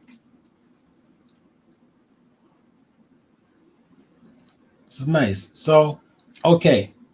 So that was a basic little example using metaball. So what if you want something even more sophisticated? You want some really aggressive, abstract, you know, you know, clouds with characteristics.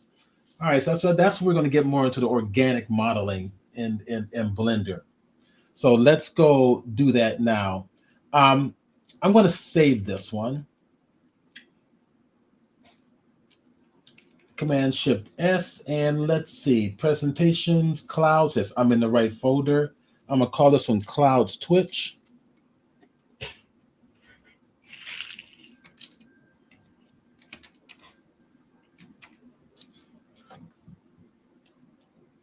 All right, there it is. Okay, and we're gonna close out this cloud here. So we've got the empty and we have the cloud. So I'm gonna close that out completely. So leaving us only the sky.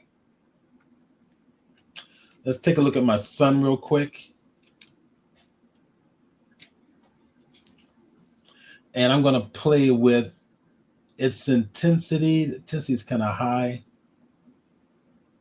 Maybe I'll bring up the elevation a little bit. Yeah, there we go.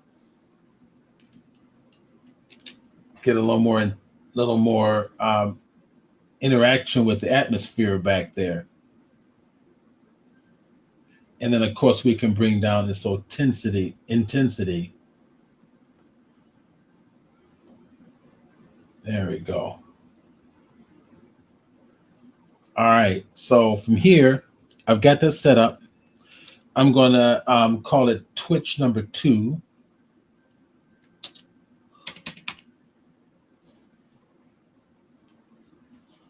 Okay. So we've got our background. I'll pull it back a little bit. You get to see exactly what we're dealing with here. All right, let's go play. So Z key, solid mode.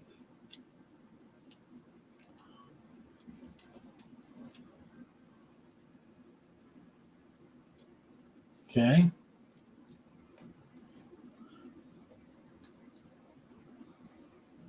Make sure I'm in the right spot here. And I'm going to bring in an object.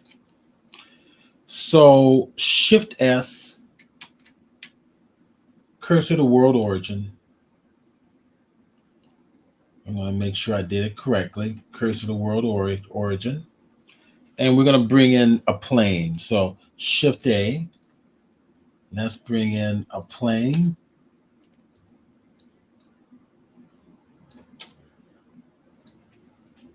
Got the plane selected.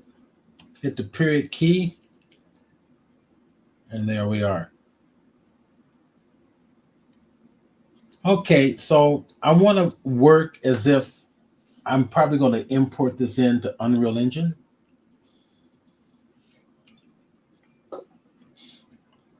So let's bring in the character. Because we're going to make this cloud in relationship to our character. So Shift A, Armature, Rigify Meta Rig. Make sure that plugin's installed in Blender through your add-ons. And then Human. Okay.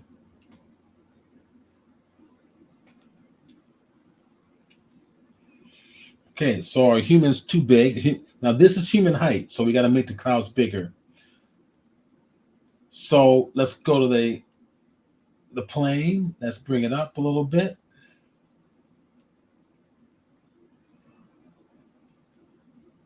And my stylus is acting up only because I'm connected through StreamYard, a program that's also competing with my graphics card. So I'm going to bring this on up right above our guy. Now, S to scale it, just to get it to approximately how big I want this cloud to be above my guy. So S key, scale it like that. That should work. That's good enough. And we can see our guy is like way down there. So this is going to be a nice big puff of cloud over his head. Okay. So again, if we go in there and bring this into Unreal Engine, it will be accurate to the world environment. Mm-hmm. Okay, so Control A, rotation scale. Okay, so we're going to set that sizing in stone. I made this wonderful cinnamon coffee because I buy these whole cinnamon sticks from Amazon, and I buy whole coffee beans, and then I put them in a coffee grinder and grind them together.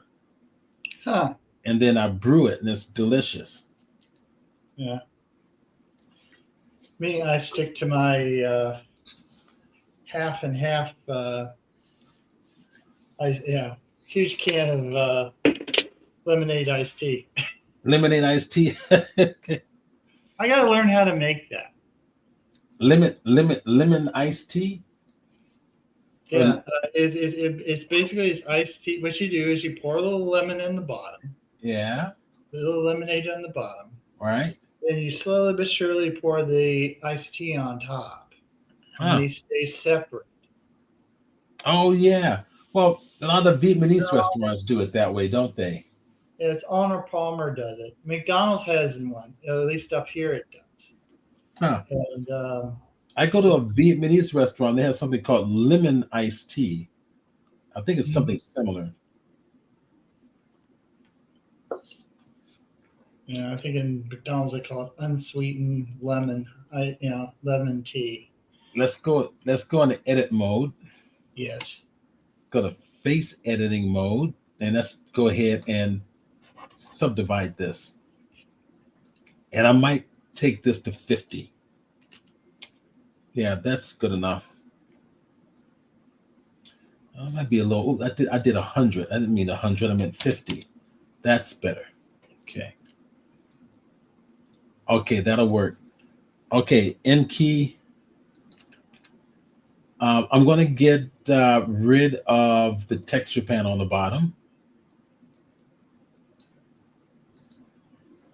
See if I can do that. I probably need to be in object mode. There we go. Let's go back to edit mode. Let's start. Remember, we're going to be abstract here. We're thinking abstractly. So we will go to select menu and we'll say select random, like that. Okay. Mm-hmm. Do a little random selection. So we're thinking abstractly. So if I come down here to my little properties panel, which is down the bottom left-hand corner, a little dark area, dark panel, I've got this random select option, and I can just scroll across here and have it select randomly in various ways. That's your random seed. Yep, that's the random seed. I can go to the ratio and maybe this is more what I'm looking for.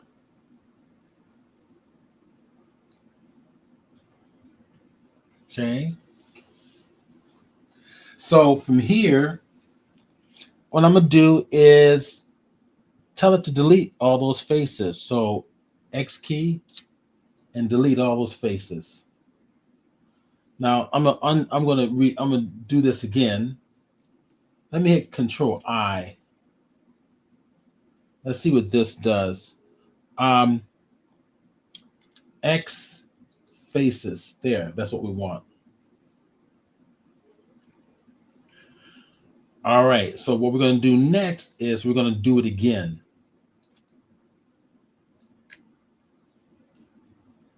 Let's select randomly, like so. Now the fun thing is we're going to start making these boxy abstract shapes for clouds. So Alt or Option E, extrude individual faces. Extrude it out like so. Just like this. Okay. When we do this, we still got these flat planes in the bottom. They're basically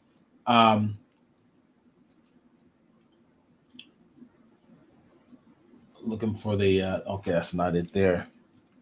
Okay, they're non-manifold. In other words, they're not airtight. They're just a flat plane. I don't want that. So what I'm going to do is give this whole thing a modifier. So go to my object mode, go add a modifier, and we're going to add solidify, which automatically turns everything, see, into a three-dimensional object. Okay, we're thinking abstractly. This is going to get interesting. This is all going to turn into clouds. So when done, apply it. Apply all. There. So why apply all?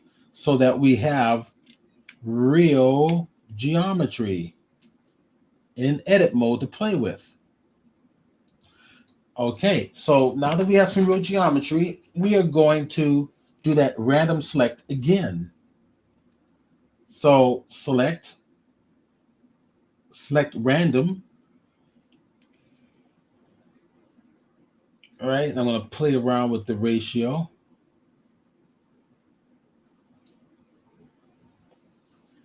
And then, and of course, I've got the random seed too. I can play around with as well. Doesn't hurt. Then we're going to go to Alt E again, individual faces, and pull it out a little bit.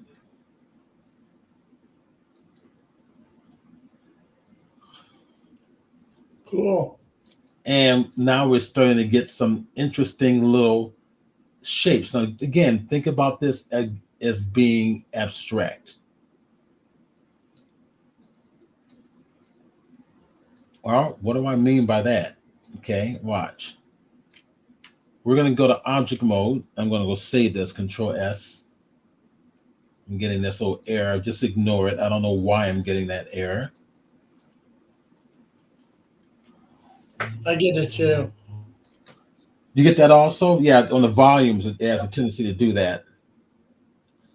Yeah, I get it for some reason. It just happened in 5.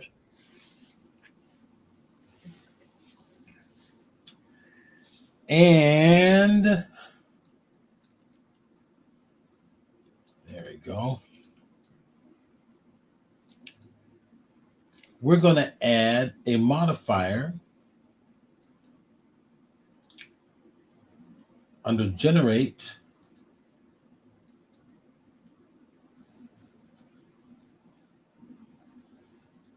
We're going to add a modifier called remesh. Hit remesh. And we want voxels. We look at the remesh settings here on the right. We want voxels. And if I increase the voxel size,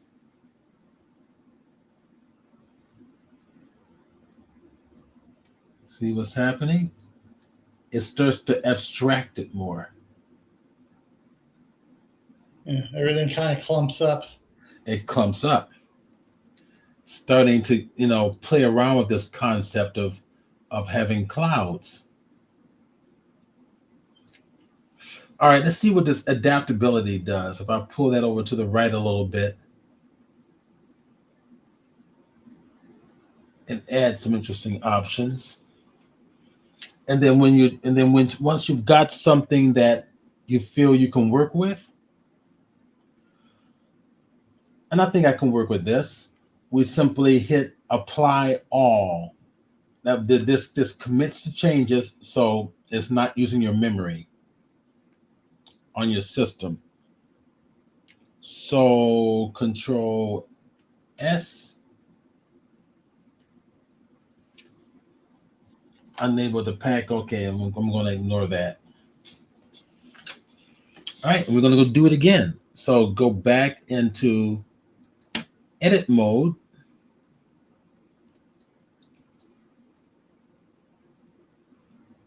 I'll have to go into edit mode for this one. We're going to stay out here for object mode. So we're going to go to object mode.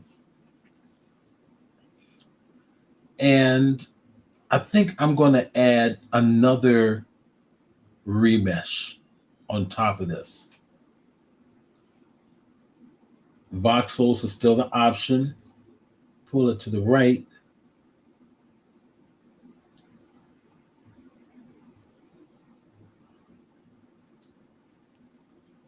See that?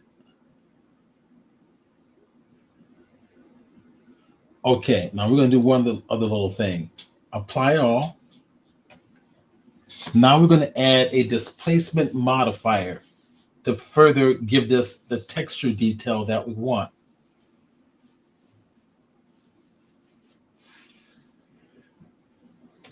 Now, if I go inside, go to object mode real quick. Into edit mode, sorry.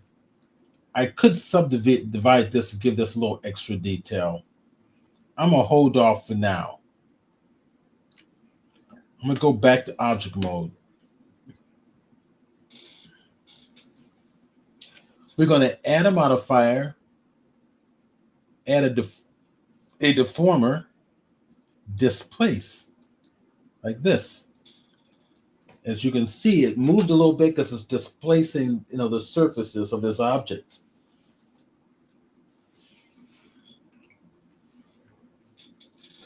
Once the object is there being displaced, we're going to come down and go to my texture options, select the new texture. Yeah.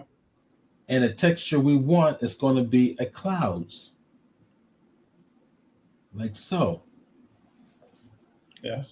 So if I go to the sizing,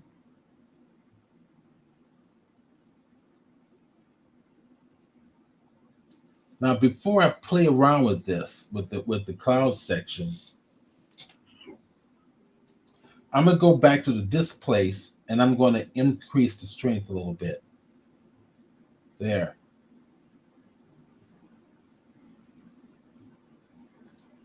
Mm-hmm.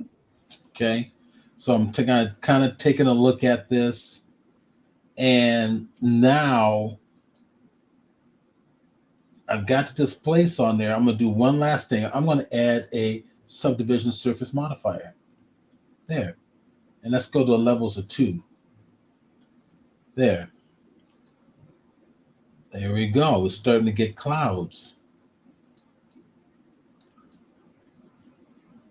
Okay, but not quite yet. We're getting there, but not quite yet. Apply all. Now, once we apply all, keep in mind you can do another displacement. I can say, come here, general displace again. Now, before I do so, I'm going to save this one, Control S. Okay, that one's done. Just hit the escape key. Yeah. And add another displacement. So deform, displace. There we go. You saw displace. Now we're getting some interesting shapes here. Look at this. Now we're getting more rounded looking shapes. Yes. And I can go to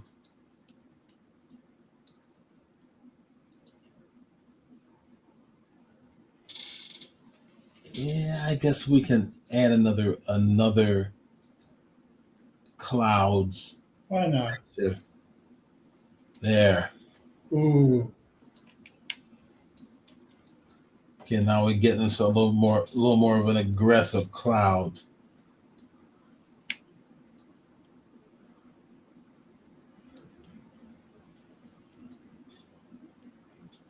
There we go. And one last time, generate.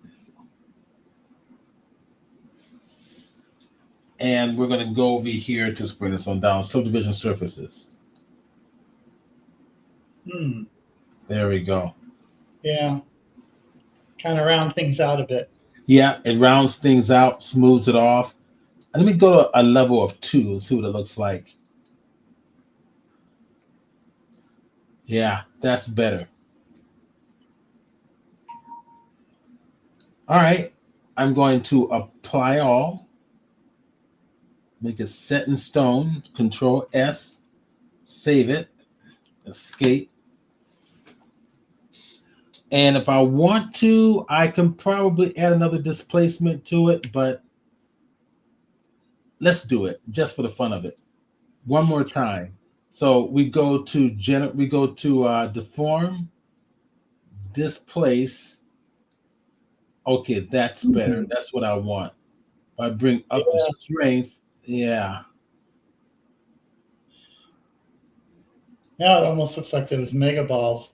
Yeah, it does. But more aggressive clouds. Yeah.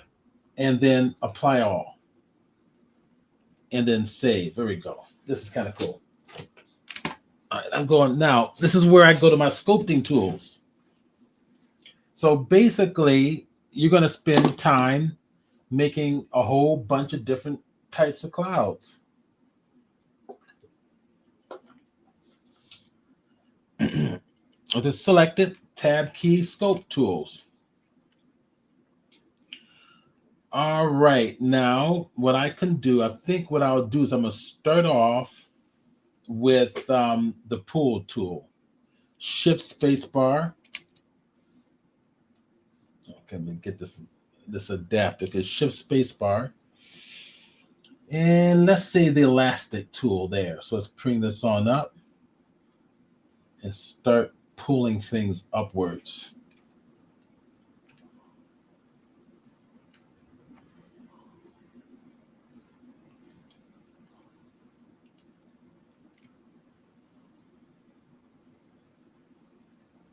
Yeah. Pull some of this here. Pull it up.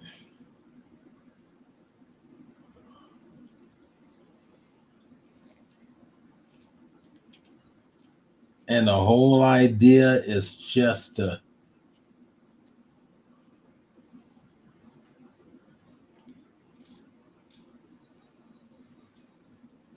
alter this shape a little bit.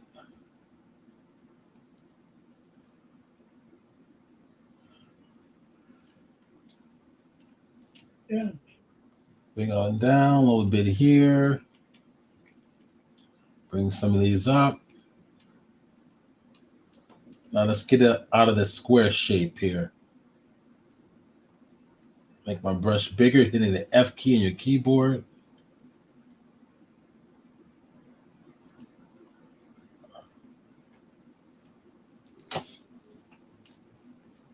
There we go.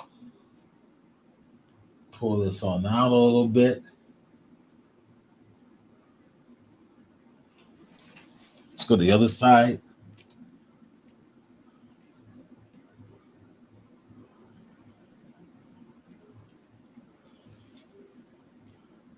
And let's go over to here.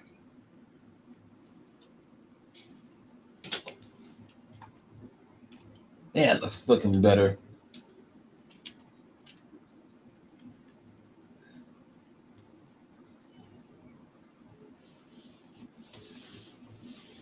Yeah, I think that'll work. And you might want to do the back, and so it looks less square. Yeah, like back here. The other side, Get it. that side.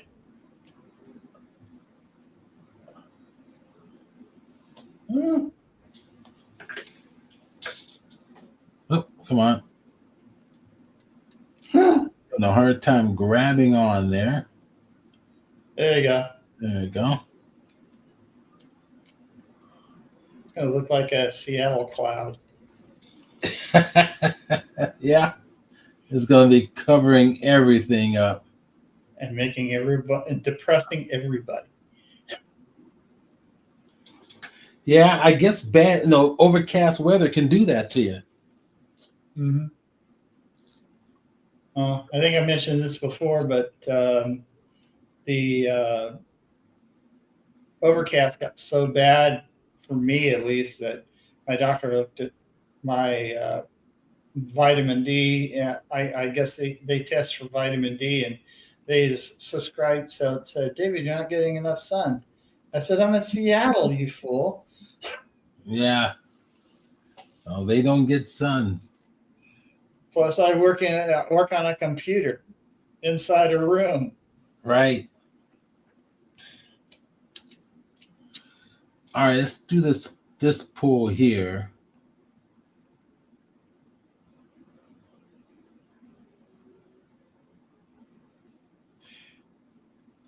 Now, I got a question concerning sculpting. Yeah. When you flatten out things, the tendency for what my model tends to do is to gather things around, make it smaller. Is there any way that I can do that so it kind of keeps the uh,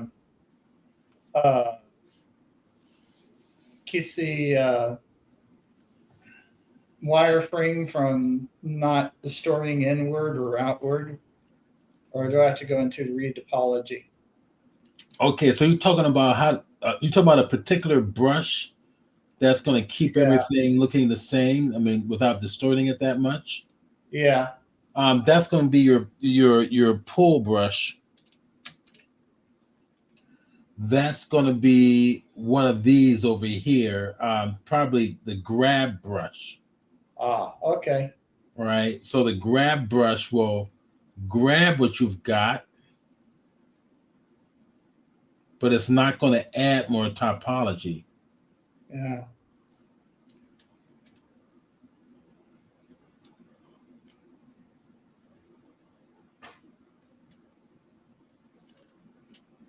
So too much there, so I'm gonna push it back down. Let me undo those. I'm not liking that so much, but the one brush I enjoy on this is the blob brush, which is right there, because that's going to make these rounded shapes come out more.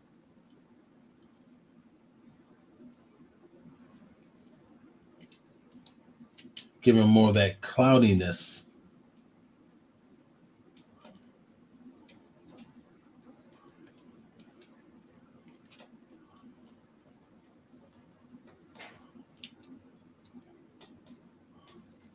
More body. Yeah, more body to this cloudiness up here.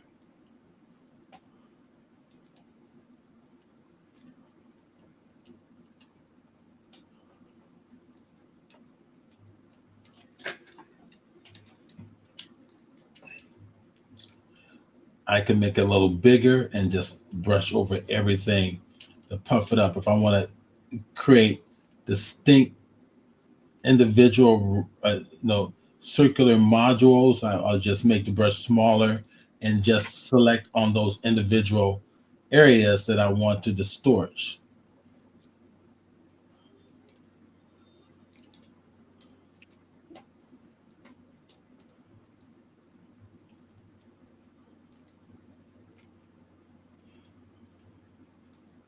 I'm just going to quickly go through here. So with this methodology, you're kind of going in and you're doing things a little more surgically. Deliberate, more surgical. Exactly. That's a better word for it.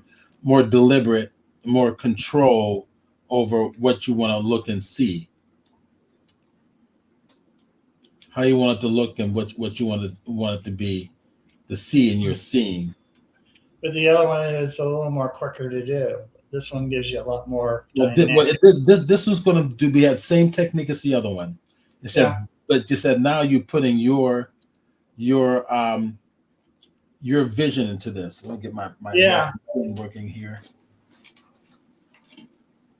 You're just adding. Remember, there's no right way to do your clouds, but basically you're you're just using your imagination and always thinking abstractly. It's art. All right, so this I think it will go as far as this here. Yeah. All right, here we go. Now this is where the fun begins. I'm going to save it. Get out of here. Oops, escape that. Tab key, go to object mode. All right, we got our object. And just so that you are aware, all right, tab key, edit mode. There is all that geometry in there, right? There's a lot in there. Yeah, you might want to do a select all. Yeah, what I think I want to do is just I think I can knock this down with a little bit of decimate Yeah. object. So it's a lot in there. So a lot of geometry in there. So I'll go to here, decimate right at the top, collapse. Let's say 0.5 should do. Let it think. Hopefully it won't crash on us. Yeah, exactly. I'm hoping it does not crash on us. That was why I saved that before I did this.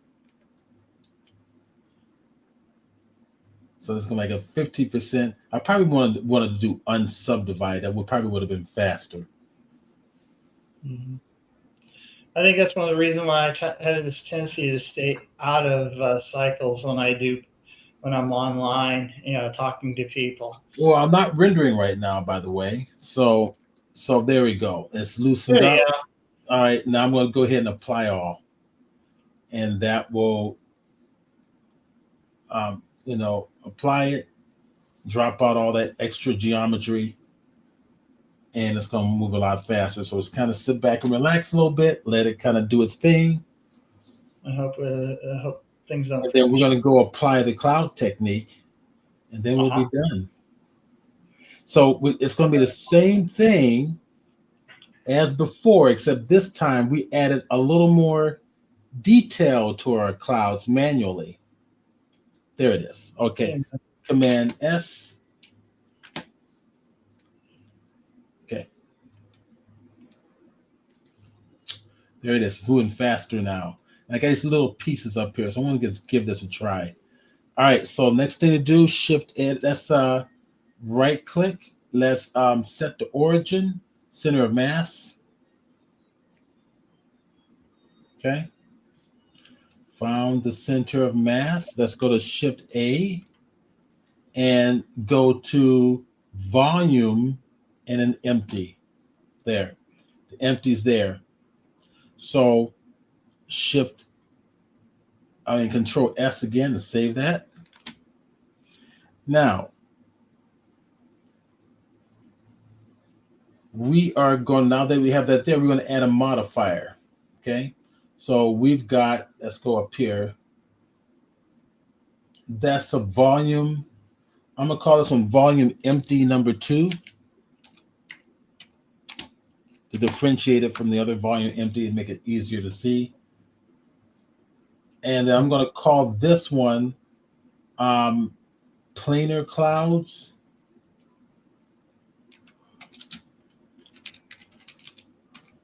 Okay.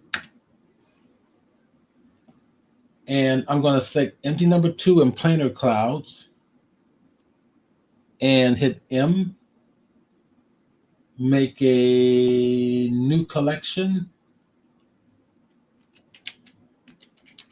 That's what I should have done. Clouds 2, yeah. Oh well. There we go. Got a new collection just for those clouds. And I can go ahead and throw the other 2 in their own collection too. All right. So M key, new collection, clouds 1. Okay, and I can turn that off. I don't need to see it. Okay, so now we're ready to go to work, go to town. This is the empty 2. We're going to apply a modifier, mesh to volume. What mesh to turn to a volume? Eyedropper, click on this mesh. Planar clouds. There they are. See? Boom. Boom. Okay, this is going to get interesting. Now we're going to turn off the planar clouds, leaving only these clouds. Go to render mode. See? There you go. They're not done yet. Almost there. Got my density. I've got my, I can add a little more density if I want to. See? Mm-hmm. Maybe that's too much density. Maybe about 5 would be just fine. All right, now we're going to add in. What was that? I said every time somebody says density, all I can think of is Back to the Future 2. There's a line in there where what's his name's father goes up to his future Right. married girl and says, "You are my density." So check this out. Destiny. Destiny. Destiny. Right. So you can see the shading in here. All that shading, it's all being rendered. All that shading's being honored in here. So we want to add a little more character to the edges. So that's where we go add another modifier. All right, the empty 2 is selected. Go to my deform volume displacement. Okay. Now we're going to go and go to that volume displacement, which is here, and say, give it a new texture. Okay. And what texture do we want? We're going to come down here and we're going to make a new texture. And we will utilize the clouds again. Hit the clouds. Mm-hmm. There. So look at that. Clouds. Happy clouds. Happy clouds. Okay. So we got a lot more edge detail. Now, again, I can go small. See? Or I can go large. And you go, and you're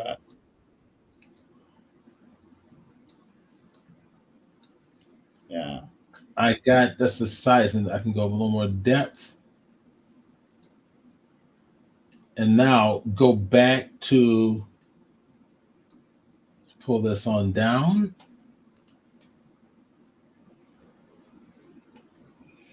Okay, where am I? Well, that's the volume displace here. So Previews, the clouds. Let's go to my modifiers right there. That's what I want. So I want to mesh the volume. Here's volume displaced right here in front of me. Go to the strength.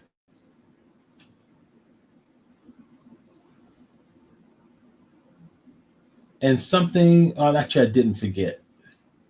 Now we could displace individual axes, like on the z-axis or something, or the y-axis. So if I go to, let's go to the x-axis and only affect that and see what it does. Yeah, it's moving it only along that x-axis a little bit. Some of the edge detail.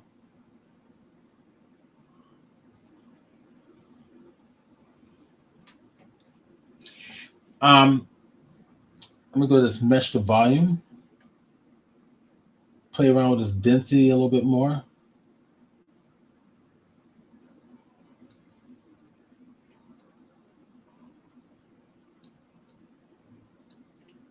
Interior bandwidth, let me pull that to the right, which is affecting some of the interior transparency is the way I interpret that one. The volume amount is, voxel amount is low. So we need to pull this up. There we go. Ooh. Too high. Yeah. From my opinion, too high. I want to stay within under 200. Within 150, somewhere around there. Seems to always work nicely.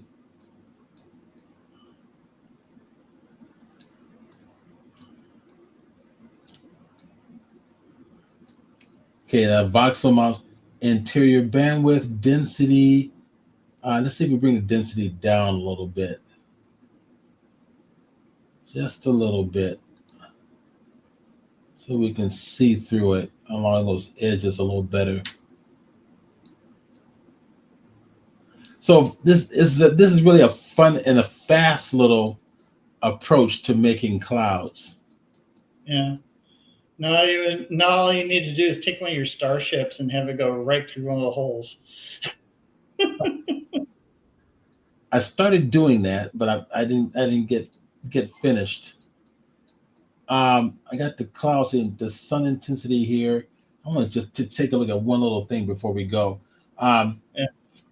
I got my texture stress. Let's just play with the texture strength a little bit.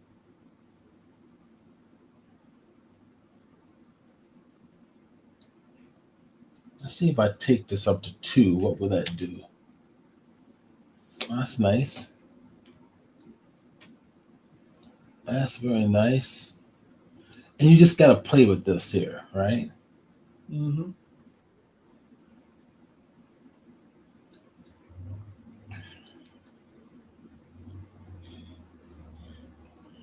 Yeah. Like if I wanted to bring an object in here, like you said, like a spaceship, and just kind of drop it on in here. Let's see let's just for the fun of it, let's see what it looks like. Let's go to a mesh and bring in a, tell you what, why don't we bring in a disk? So we'll bring in a UV sphere here. Pull it up a little larger.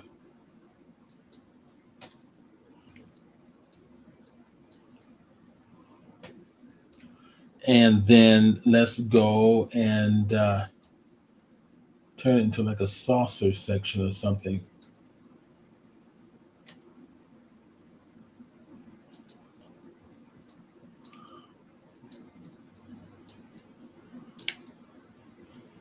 Just for the fun of it, right click, shade flat, no, shade smooth. All right, let's give it a texture real fast. Material new, medium gray.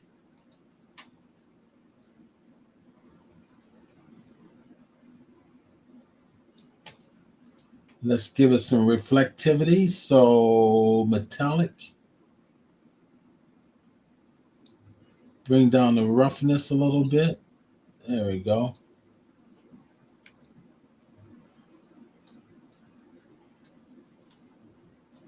Just to kind of play with this.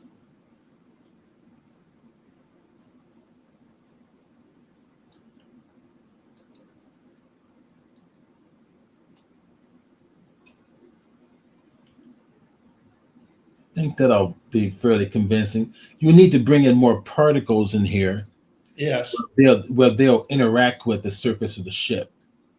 Mm-hmm. So other particles on top of that will be moving, and these are not bad. I mean, they'll be moving around the ship as it's coming through, while the other clouds are staying kind of stationary. Give a sense that everything's moving, interacting with the body of the skin of the ship. Yeah. Well, there you go. So I'll bring in a little more roughness just to do something like this. Yeah.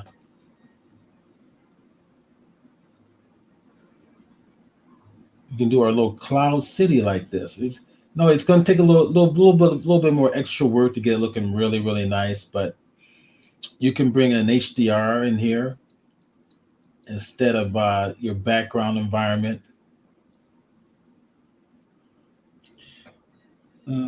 That's good. Yeah. There's a lot of things you can do. Like you can take your spaceship and add some displacement. Like a oh, sort of like a displacement. Yeah, so we can kind, and so it actually the clouds punches through the clouds and creates a hole. We can add. Yeah, we could. And we can add and to get this to interact with the clouds itself. Yeah, we're gonna play with that for next time. Yeah, maybe I'll end up having a little ship, and might be a good one for next week. Yeah. And it's fun the way lighting acts in here. So if I bring in the light source, go to light, bring in a point light, bring it on up so that we can. Let's bring up the exposure. There. Yeah. It's there. Let's bring this over here. There it is. See? And then we bring it into the.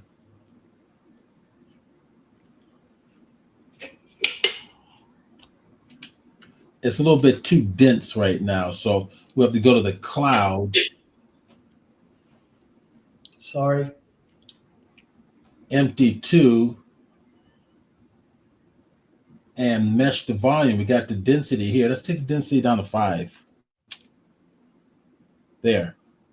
Now I can see more of the light starting to come through. So bring down the density of the clouds a little bit.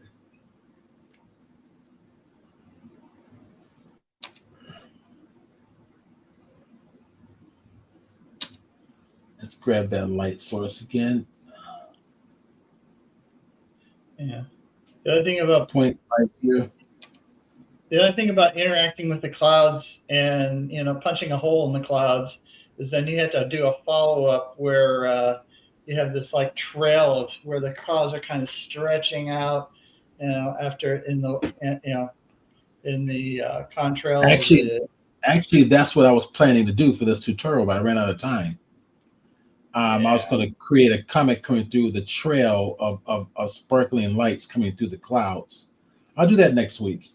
Yeah. So I'm going to look forward to next week, folks. Everybody's gone. Everybody's gone out to play.